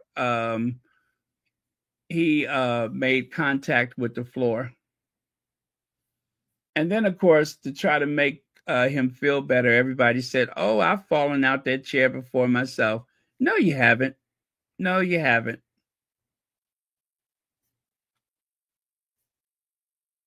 You ain't fell out that chair. He's the only one that's ever happened to.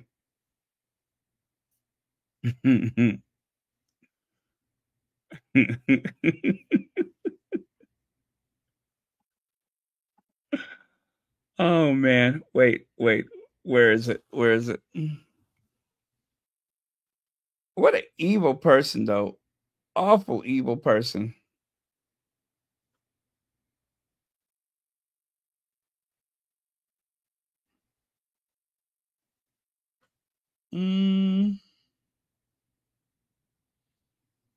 But I hope he thought about that while he was on the floor, humiliated.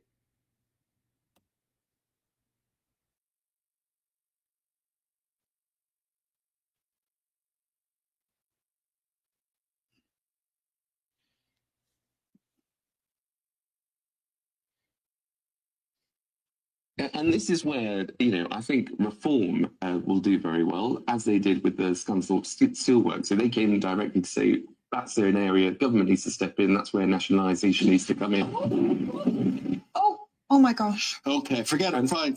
Just carry on. And so, look, there's... And this is where, I think reform will do very well, as they did with the Scunthorpe Steelworks. So they came directly to say, that's an area government needs to step in, that's where nationalisation needs to come in. Oh my gosh. Okay, forget it. Fine. Just carry on. And area government needs to step in, that's where nationalisation needs to come in.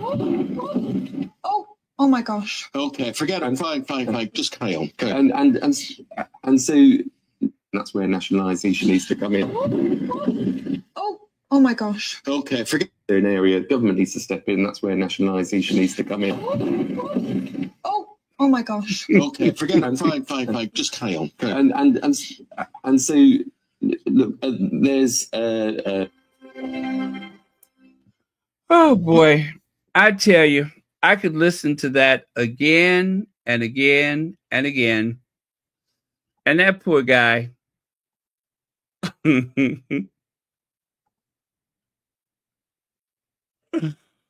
Oh, Lord. I could listen to that again and again.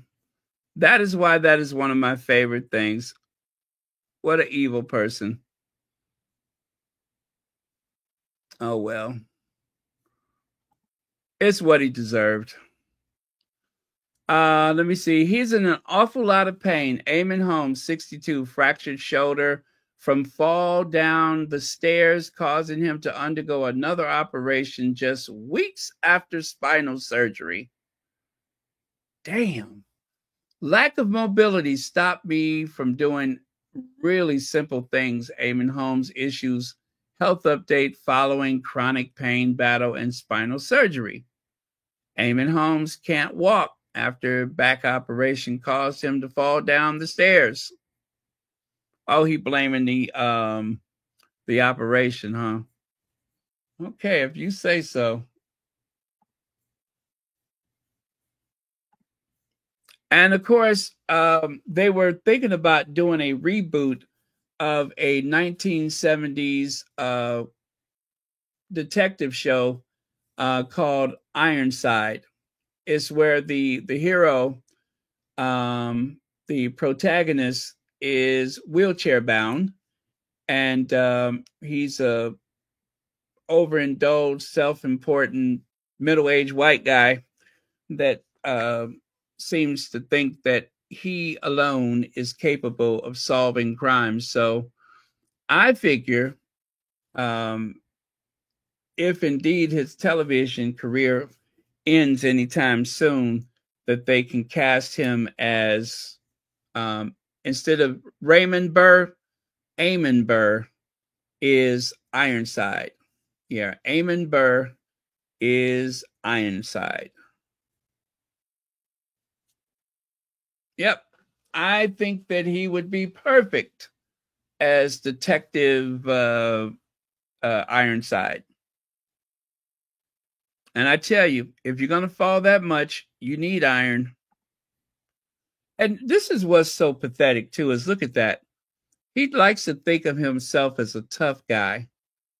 Wow, he's so tough, ain't he? And just think how many times I have mistaken him for, what's her name? Osbourne. Sharon Osbourne. Before Sharon Osbourne lost that weight, I'm telling you, they were the spitting image of one another. I really thought that he was Sharon Osbourne. And of course, is it no wonder that you see him with Hoghead Pierce Morgan? Yeah, there's old Hoghead Pierce Morgan, who also fancies himself a tough guy. Pompous, tough guy. Arrogant, tough guy. They all think they're so tough. Now, I could not help but notice, and this is kind of petty of me, which, that's never stopped me before, but I'm glad Meghan got the hell out of there, because it's something about being a woman in the House of Windsor that causes your posture to just go south. Now, I'm going to make some exceptions for Camilla because, she's of that age where her posture may go. But why do they walk with the back of their hands leading the way? I don't know what you call that, but it looks so weird that the backside of your hand is leading you when you walk. That is so unnatural to me. You see what I mean? Especially Kate. That I don't think Camilla does it so often, but that is some real Neanderthal knuckle dragon behavior, if you ask me. Yeah, and once you see it, you cannot unsee it. Once you see it, you cannot unsee it. But it's like Kate is just dragging her arms along. Yeah. And then, too, Kate's hands are starting to look just like Camilla's. That's from being in that family. That's from all of that mean girl behavior. It starts to show. You see what I mean? It starts to show. And even William is becoming increasingly awkward. It's like the weight of all that wrongdoing has somehow affected their somewhat questionable posture.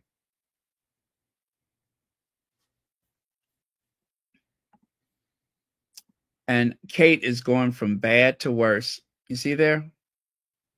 They try to paint this picture that she's so strong and so secure, and she has really come into herself over the past couple of years, but she's still just as unsure of herself, nervous, twitchy, all of those things. And yet she has so much energy and so much confidence when she's helping them to, go after Meghan.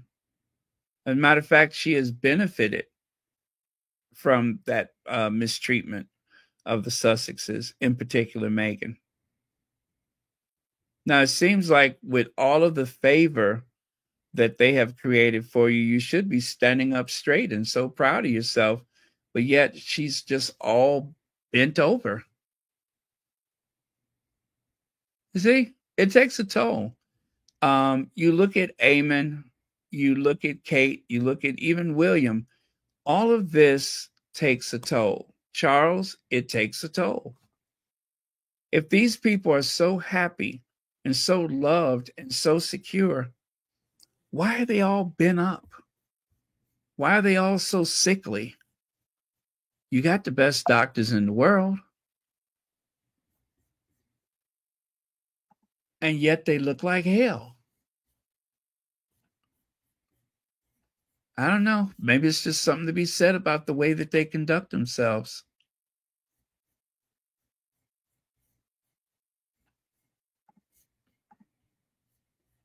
Is it there?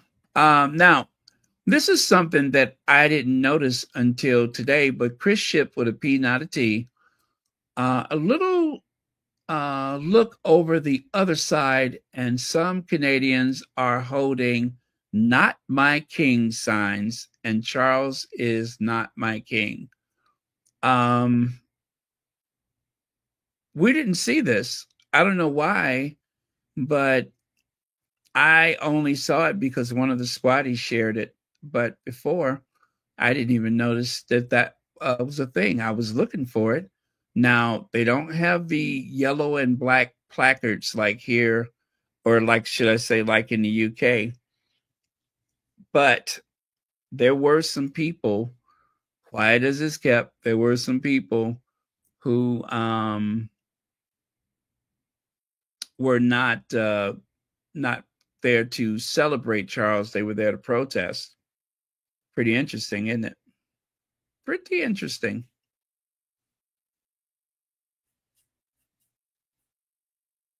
But yeah, I'm going to see if I can find if there's any video anywhere, because I would be very interested in seeing that. See there? Charles is not my king, and neither is Mark Carney. Let me see. We are not, what is that? We are, what is that? We are something king and queen. Taxation without representation. Okay, I know that one. But yeah, there were some protesters there.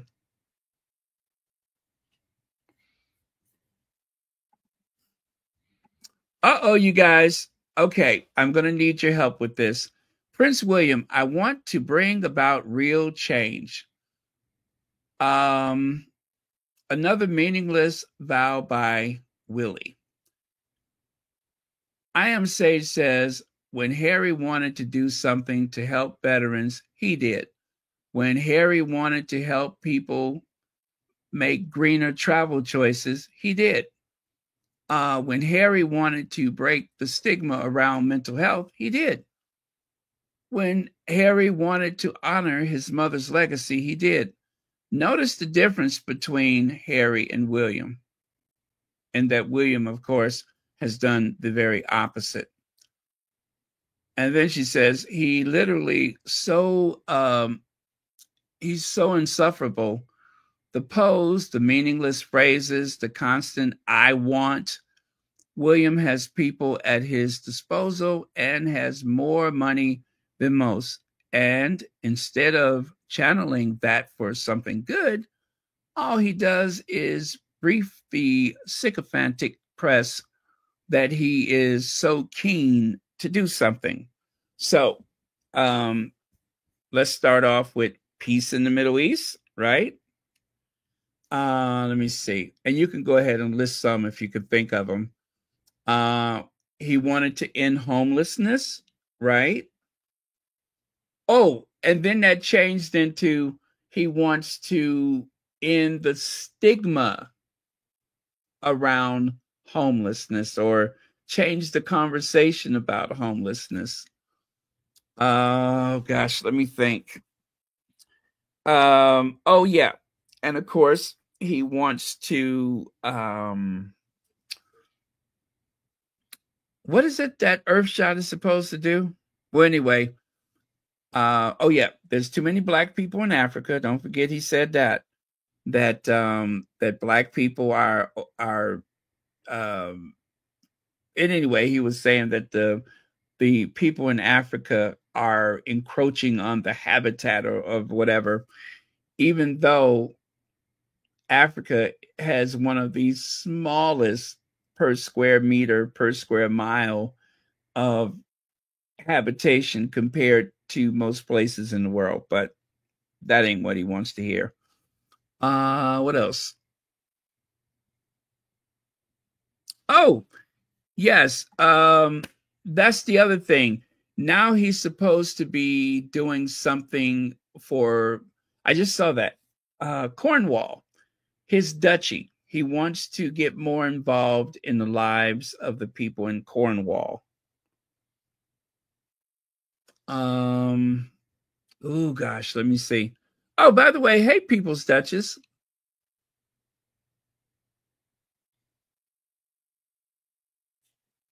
Oh gosh, what else? Anyway, there's a bunch of them, but it's a whole thing. Oh, a global statesman. Don't forget, he's going to be a global statesman, or he's moved into his global statesman era.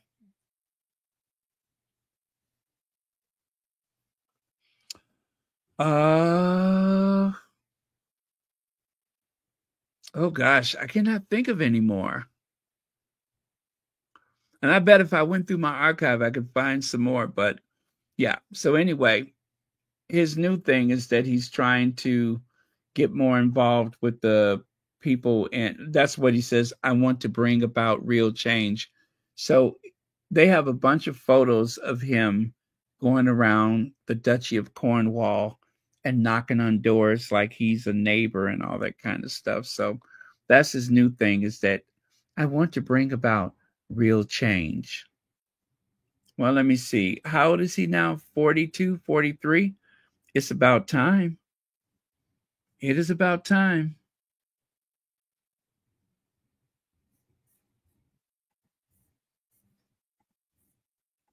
Okay, lastly, have you guys seen these two ladies?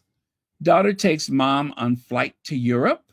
Mom gets a meaningful surprise when she boards. When Crystal surprised her mom, Emma, with a first-class flight to Europe, she wasn't just giving her a luxury experience, she was honoring a lifetime of sacrifice. I have watched their videos on Instagram, and she told her mother that we're going to take a flight. And I guess for the first time in her mother's life, she went left instead of right. And if you've ever been in first class, you know what that means. Because usually when you're flying, you go to, well, some planes you go left instead of right. Depends on the kind of plane. But, if it's not like a 747, first class is left, and of course, coach is right. So that was the first time she was in a first class section. And the look on her mom's face was epic. It was golden. And they went to, Rome. Where else did they go? They went to a few places. But yeah, I love those videos. So I will try to find a link to them if I can. But yeah, mother and daughter in Europe living their best life. And I mean to tell you, they weren't just staying at a hotel. They were staying in first class hotels. Like one of the hotels where they stayed was in Paris. And while they were there, they found out that President Zelensky of Ukraine was there. So there was all this security at the hotel. And from the hotel balcony, they had a very clear view of the Eiffel Tower.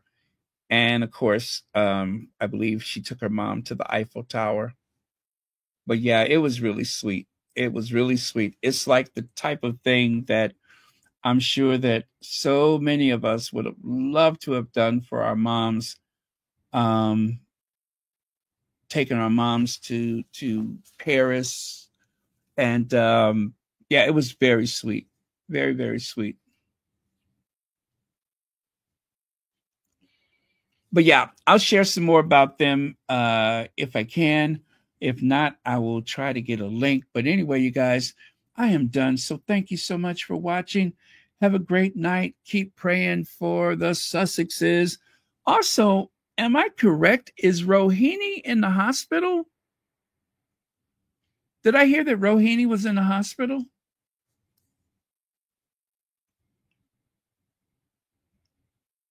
I thought I saw something about that on Anne, Duchess of Success. And I had no idea that she was in the hospital.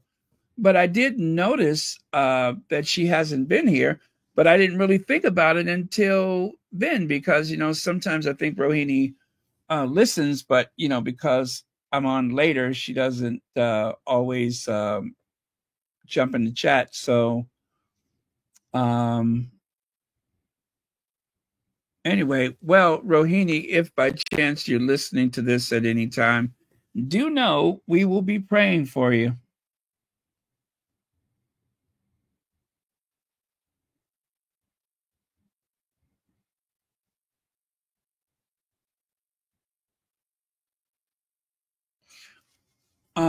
Was that supposed to be head of the church?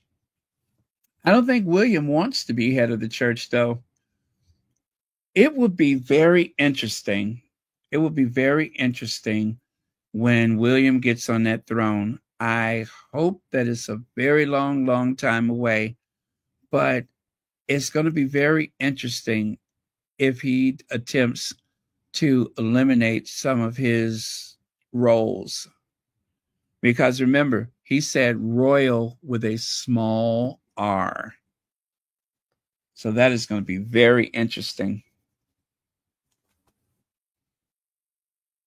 Yep. Bum, bum, bum.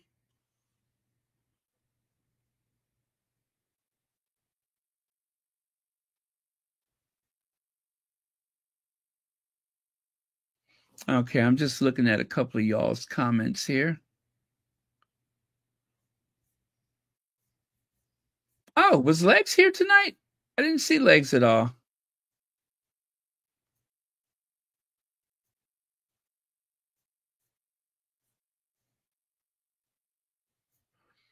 Nope, I don't think so, right? Oh, yeah, earlier. Definitely earlier. Okay. Like about 2 hours ago, I seen him here.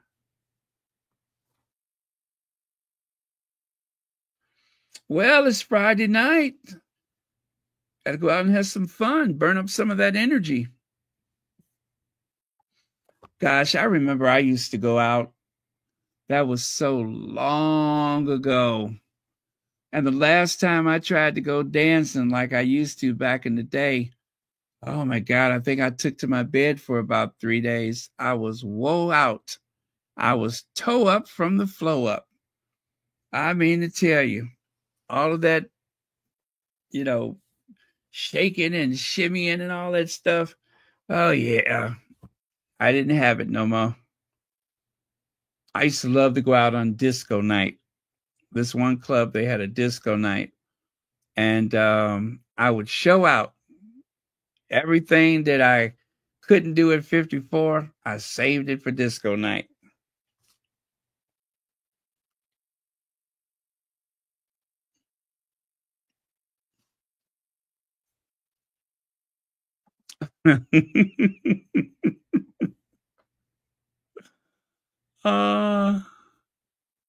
Okay, you guys, I think that was it.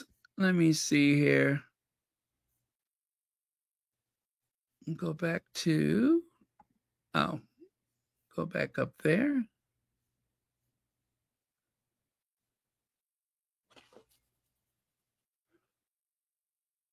Good night, Mary H.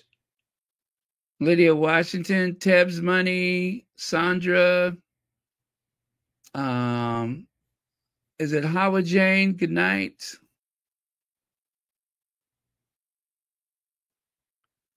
Yes, keep replaying the podcast.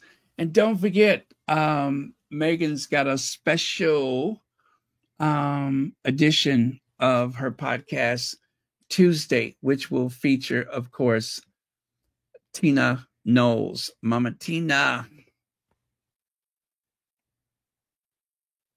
Wouldn't it be cool if, as a little surprise, Doria just happened to be on there? I'm gonna hope and pray that Doria is on there. I hope it's a longer podcast too. I hope it's a lot longer than the usual podcast. That would be so cool. But I think it's going to be special. I can hardly contain myself. Okay, cheers. Thank you, moderators. Love you guys. Good night.